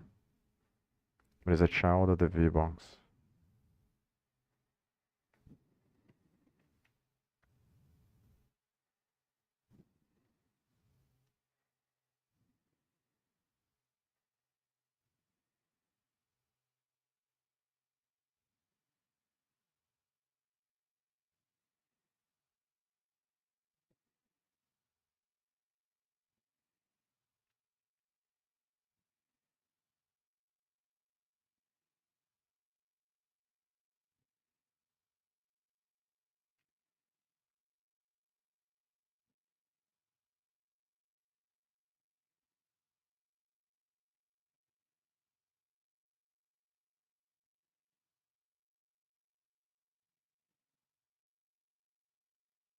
This one's on the other house. I'm gonna do the scroll container first.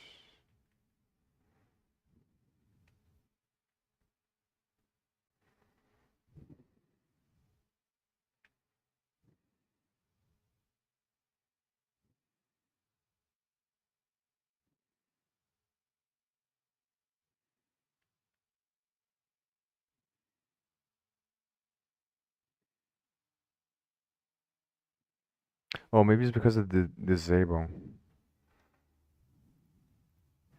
Might be that.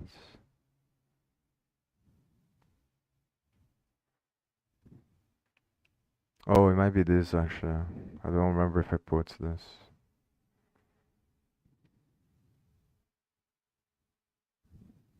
Oh, but I think it's this horizontal.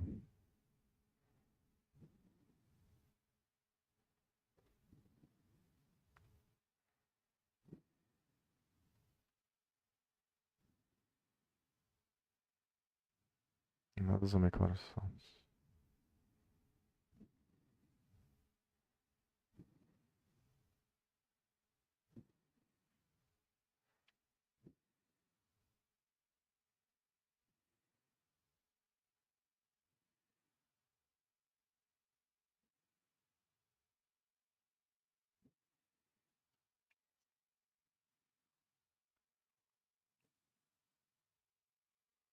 This is weird.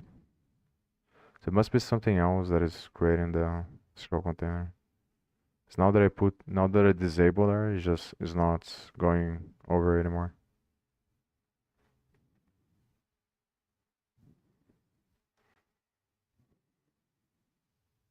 I think it's because of this.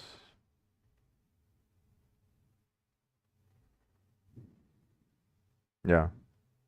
So when you disable the scroll, it stops there. So it makes me think that it must be another scroll container here. Maybe going over with the debugger is gonna be easier to figure out.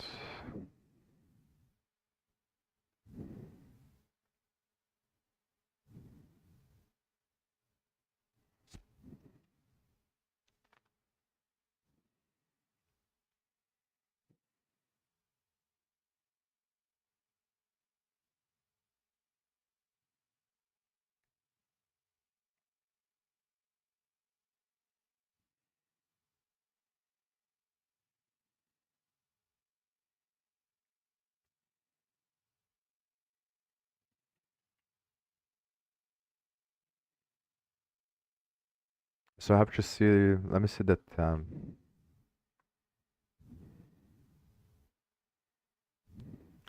this dock slot here.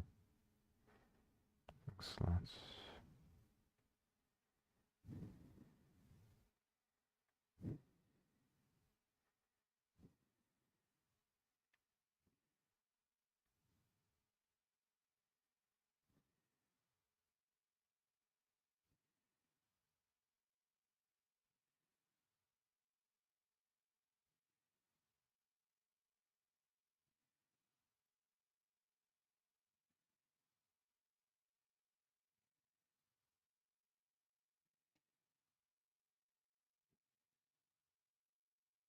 Oh, so here it is.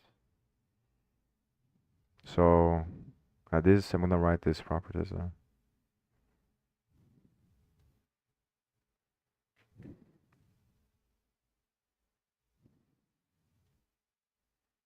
But it's kind of weird. I'm not really obviously not test there, but I'm not really sure if this is gonna do anything.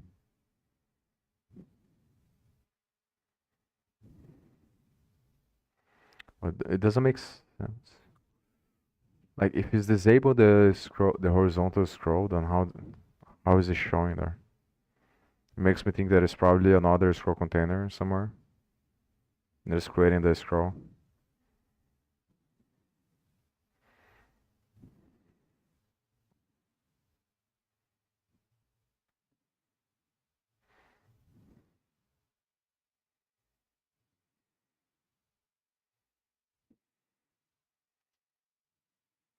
And this is also interesting to see. It might be an event here.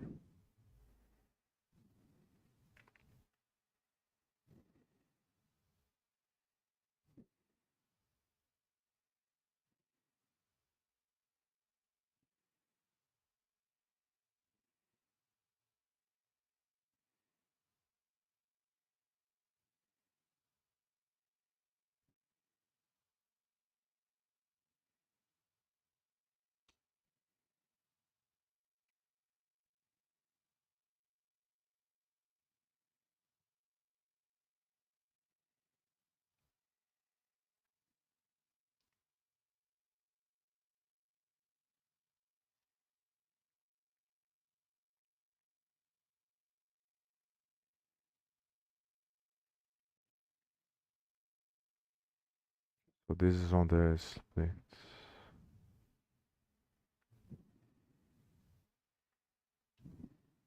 Yeah, but it's different the way that I'm doing there. So I guess maybe it makes sense to put here. Already have the minimum size. It's basically the same thing.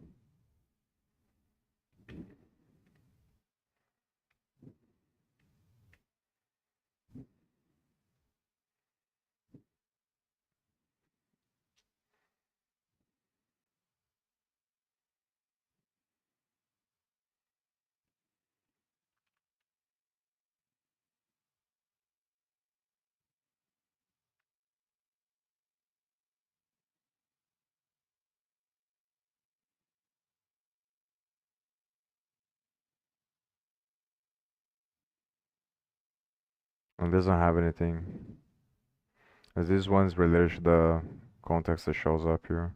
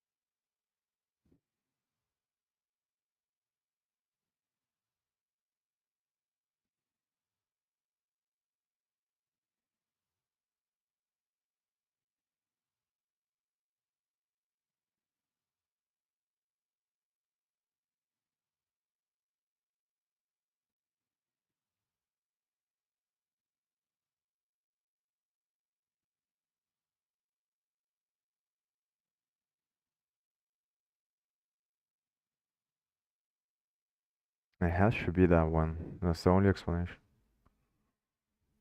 So what is going on?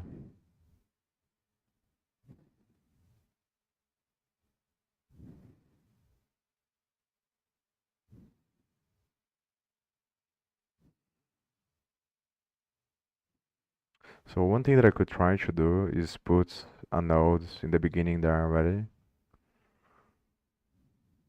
And maybe I should do that first. I think I should try to copy the layout first and then think about how to implement the functionality to add the stuff that I want there.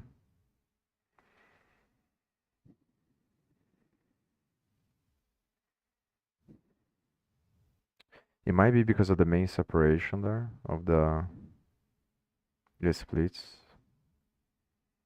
At this separation here.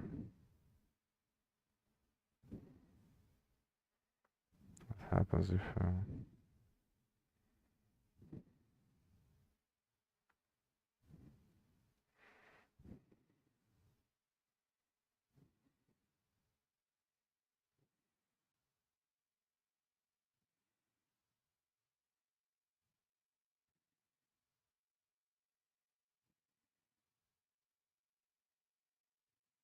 so how would I do the same thing that they do?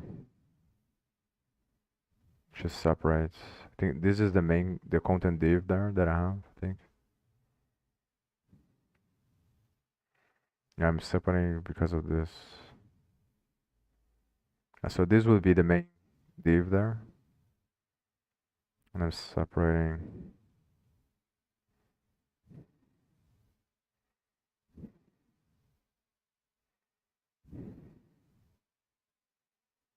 So this is the main one, the VBox. So it would be the other way. So I'd have a split there.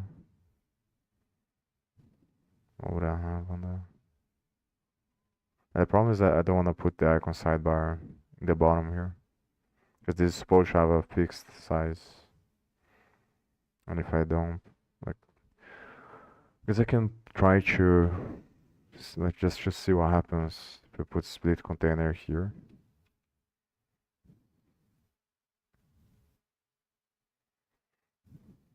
And then it puts here.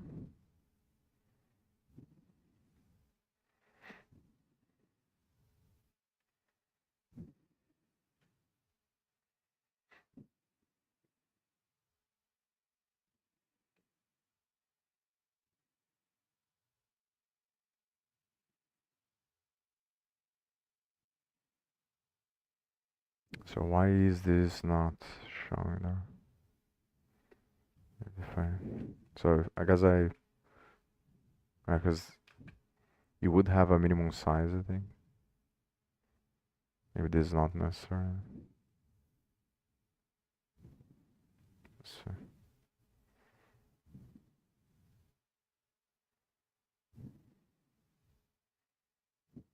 it should be smaller.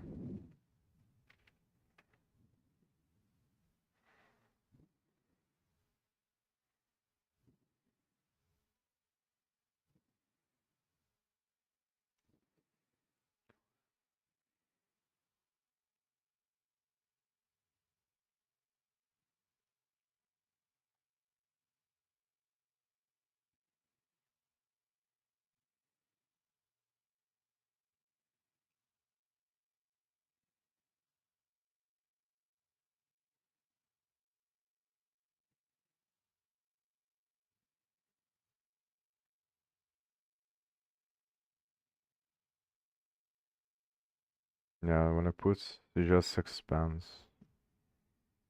Doesn't make any sense. Mm.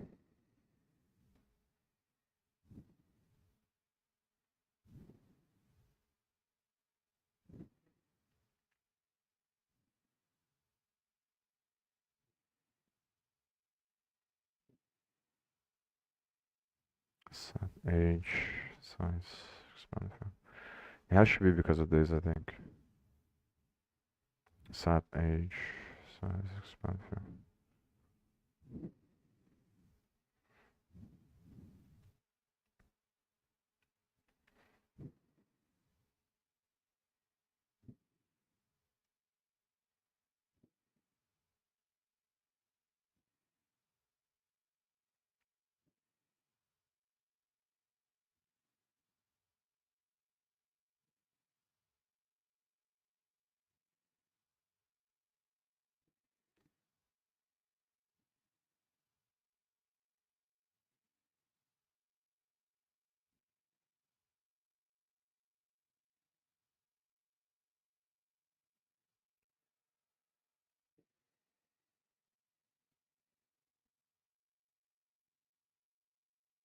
So maybe, but the problem is if I go with the debugger, it's not gonna,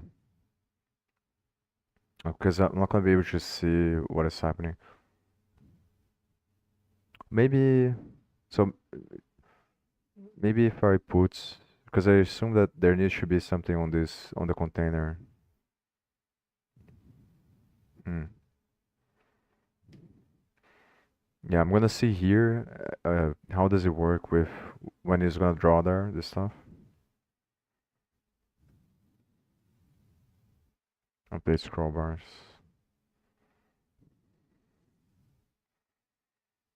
So I'm gonna go over with the debugger and I'm going to see if I can put a breakpoint to see what happens after you resize the dock. As I'm pretty sure that it is that scroll container because it's the only one. And uh, it should be because of the values there, the way that they are setting things up. It's just really weird. Maybe there is a there needs to have a condition here to check to see if the value is a certain way to determine whether or not to draw the scroll.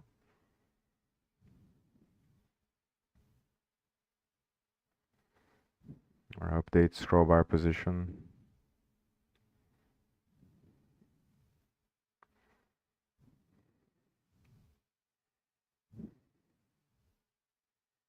Focus change. Or position tuner.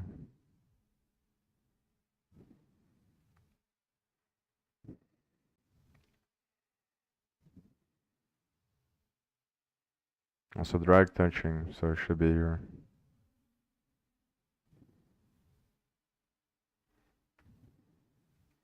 Assume that this happens when you touch the thing, when you scroll.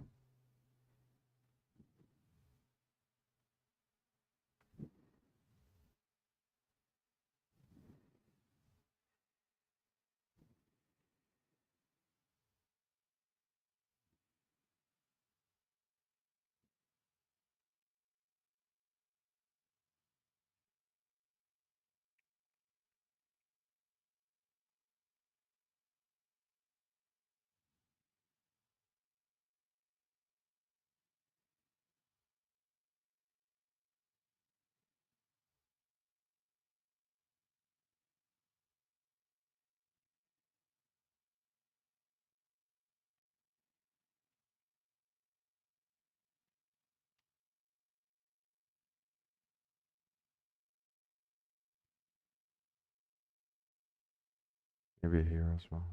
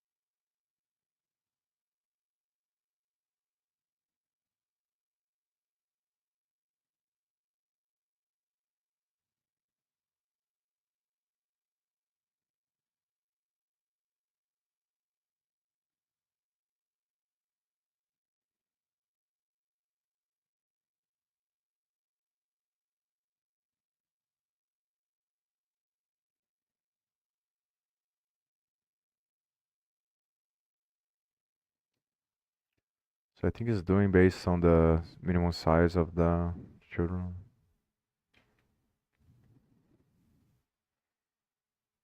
Combined minimum size.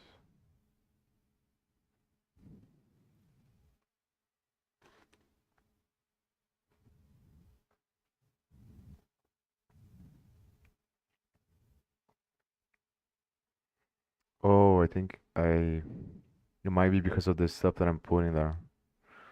So I think it's because of the components. So when I click on the icon sidebar, I think it's putting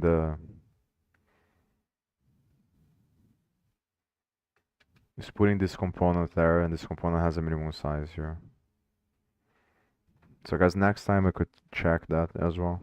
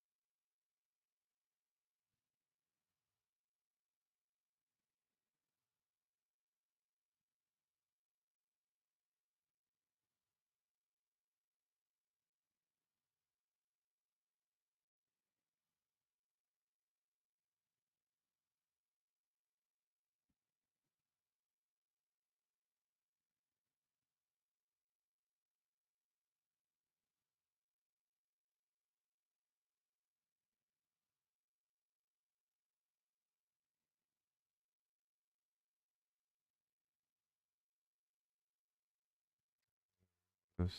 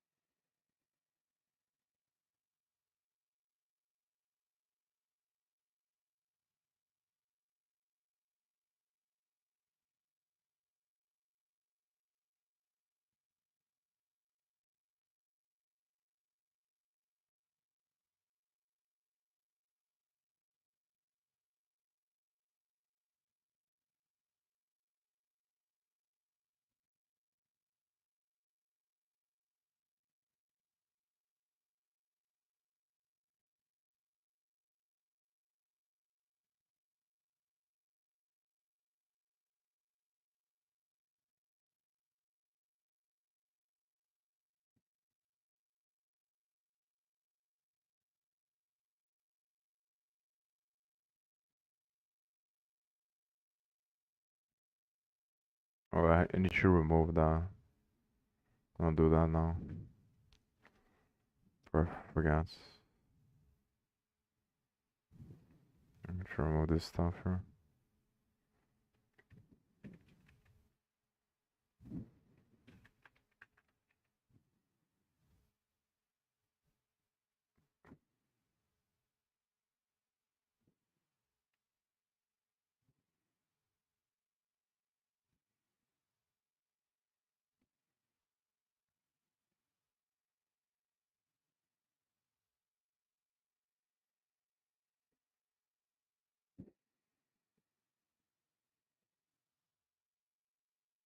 Finally.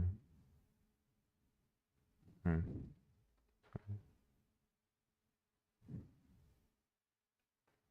This is weird.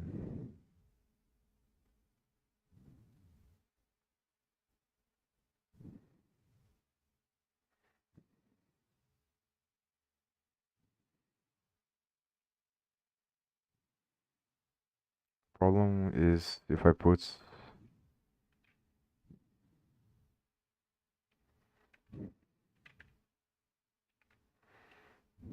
I think if I put on a function that is gonna run all the time. Yeah, maybe it's here.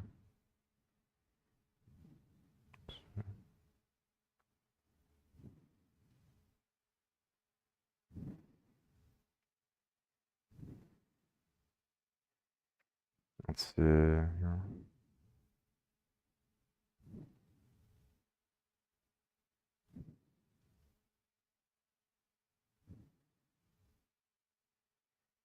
Just make sure.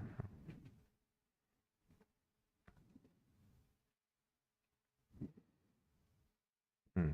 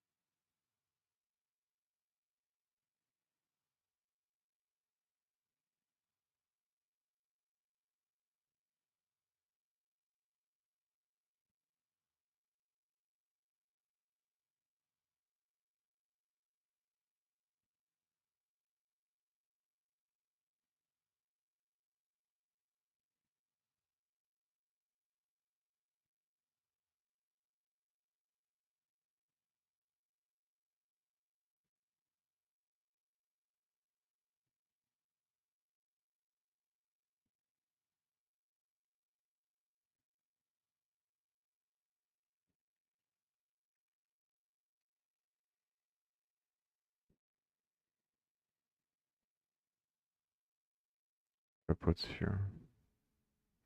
And there's something weird going on. The support should be. Okay.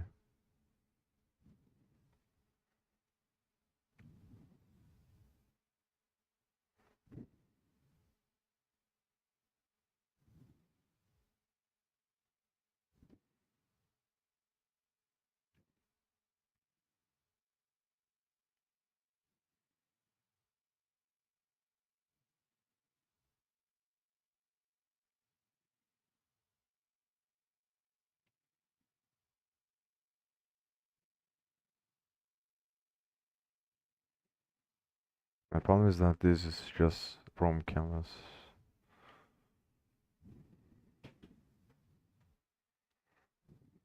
Mhm.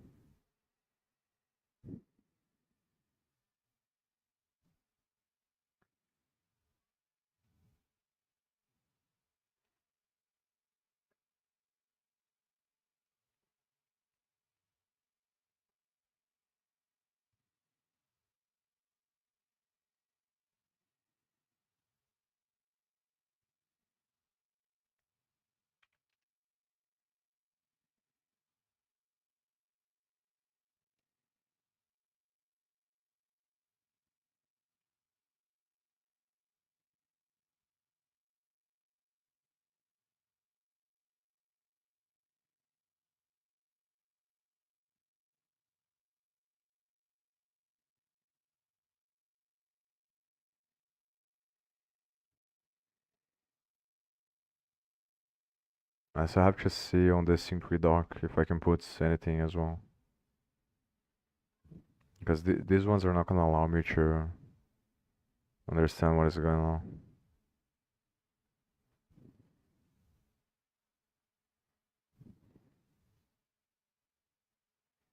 I don't understand why the reposition doesn't run or doesn't stop after I move here as well.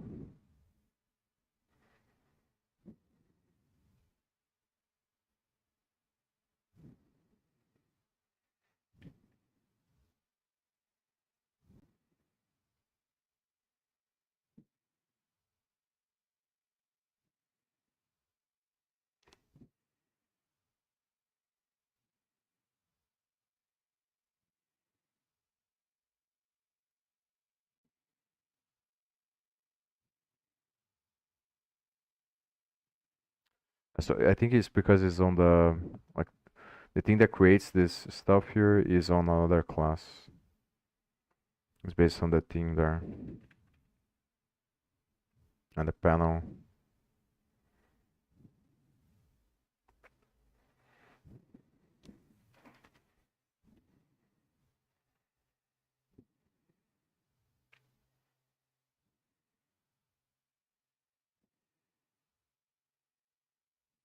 So it's probably gonna be here, I think. The H scroll. But looking to the this thing is not gonna allow me to understand what is going on. I have to see if there is a way to The problem is that neither going over in the beginning is gonna allow me to understand. The only way is to clarify the layout. And I think I have to spend time, a bunch of time verifying if the one that I have there is correct, like the structure of the tree and the values of the tree, and then create another one for the one that I have and compare both of them to see if it's the same structure. Maybe should what I should do is actually create another function. I should probably do that. Or maybe this is the best. So I create another function and then I try to create another scene that yeah, I should probably do it on the same project.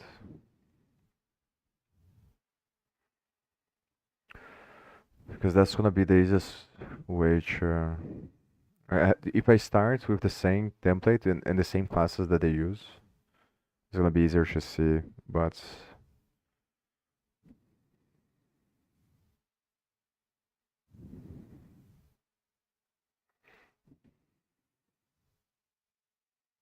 yeah, I think that's probably the best thing to do.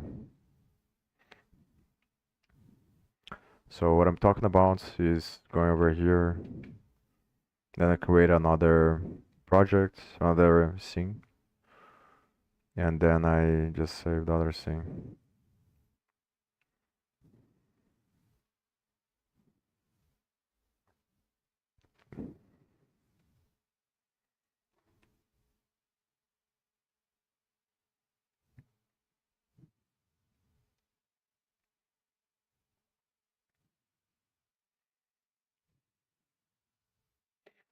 So I would create another function on another file.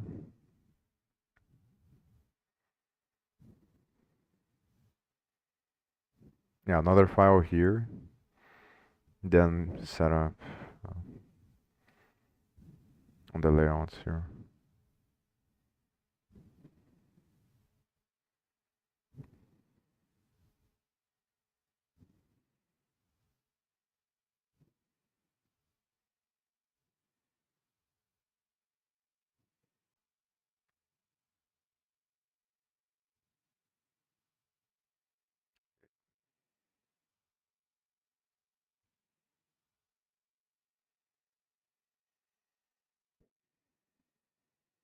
I think I'm gonna stop streaming and I'm gonna do this off stream because I'm gonna take a break. It's gonna be annoying to do and it's probably better to use two monitors. To, as I already did this one time, so go over the editor nodes, then copy the functions. Because I don't want to copy everything, obviously. Just I think I'm just gonna go over this stuff that I did here. Search for the classes, and I'm going to because the previous time that I did this, I didn't put anything related to the editor because I was thinking about just creating with the stuff that I have access there. But I think this time what I can do is just include everything that I need from the editor, and then just build an editor version, and then see. I'm just gonna use the exact same classes that they use and build the exact same structure. Then once I build the exact same structure and create another scene, just with the part that I'm interested on, which is gonna be the middle section here. So mainly like the splits that, and the thing that I want to understand is the splits.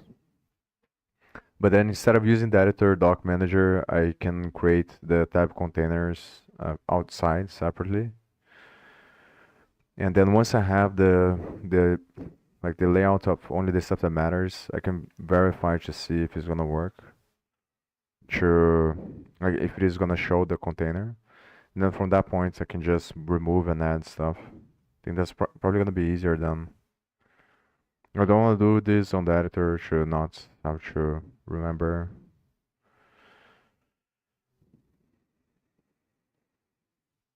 the stuff I changed.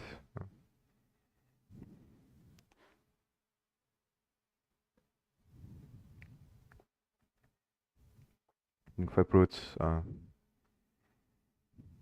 thing here, yeah, it's gonna show. So like this, it's not stopping there on the strong container class when I put the breakpoint because this is the one that is being triggered.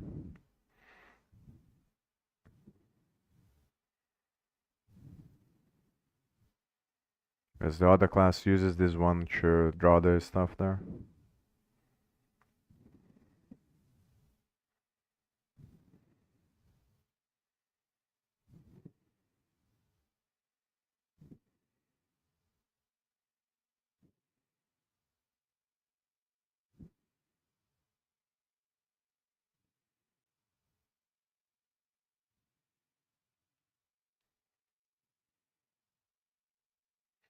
That should be this function.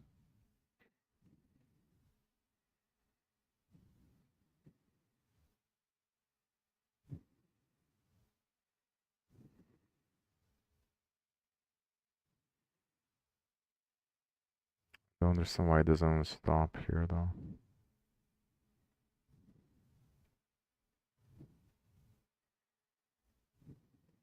Hmm.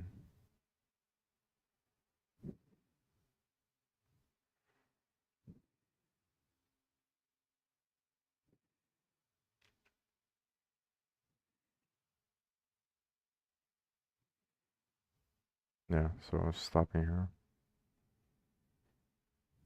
But why it doesn't trigger on this one?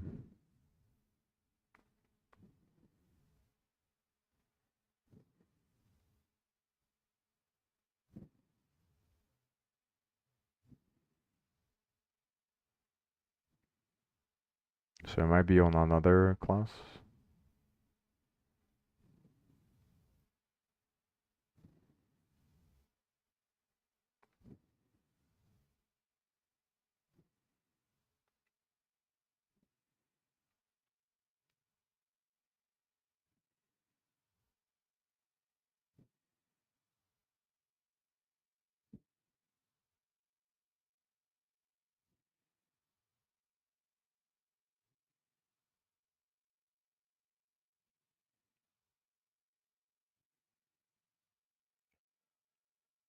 And so last thing that I'm gonna do is see if I can put some breakpoints here. Still connect. Just,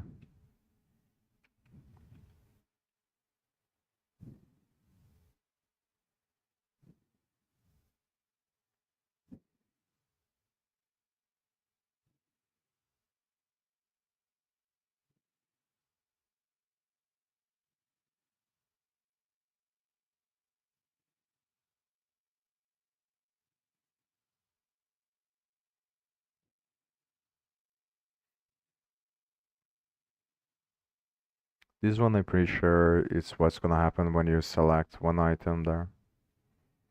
So when you click on the tree and then you select an item.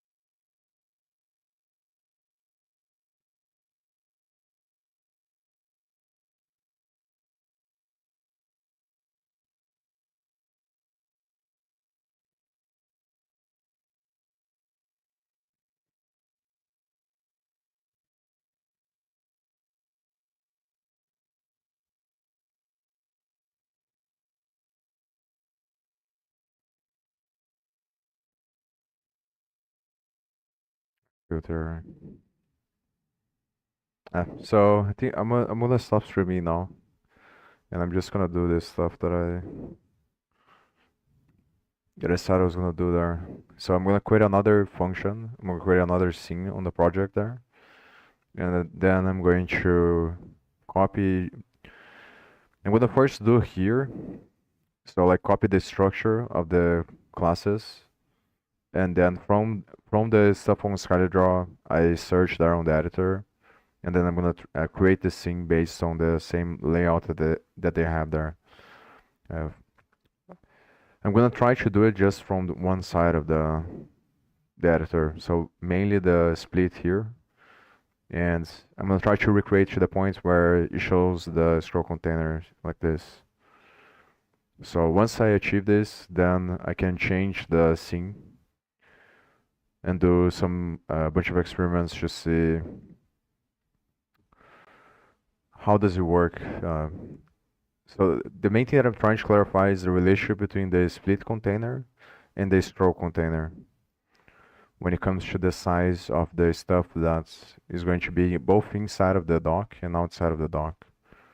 So I have to clarify more this so that because either the best approach is going to be to create another class and then just put this, like just find the structure that is going to work always, regardless of that's kind of the problem. There might not be a structure that works. Because it might depend on the way that the other containers are set up, which I think is the case, which it is kind of annoying. I think that's the functionality of the stuff of the containers inside of the dock are going to be determined by the position of the dock, and I'm not really sure if you can get away from this. And if that's the case, then it is it's going to be very difficult to think about. But if it is possible to always have the same functionality, regardless of the size or of where it is, then either it's better to create a function to always have the same structure, like the placeholder for which is going to be basically the dock. Because now I'm using panels to see, because I wasn't sure if I was going to need something else. But the ideal situation is I have something that I can reuse just to serve as like a template or a like placeholder for putting whatever I want inside of the space on the scene. That's what I'm trying to achieve. And I think it's better to do this first before I figure out the file system doc, because I'm gonna use this all the time, I think. And it's gonna impact the way that I make decisions on how to structure the containers, whatever is gonna be inside of the dock as well. So I think it's probably more important to focus on the structure of the dock than and then figure out the container or the file system dock later. Like this stuff that I'm gonna put inside of the dock later. So I'm gonna do this off stream next time. I'm probably gonna explain what I did there. So see you next time.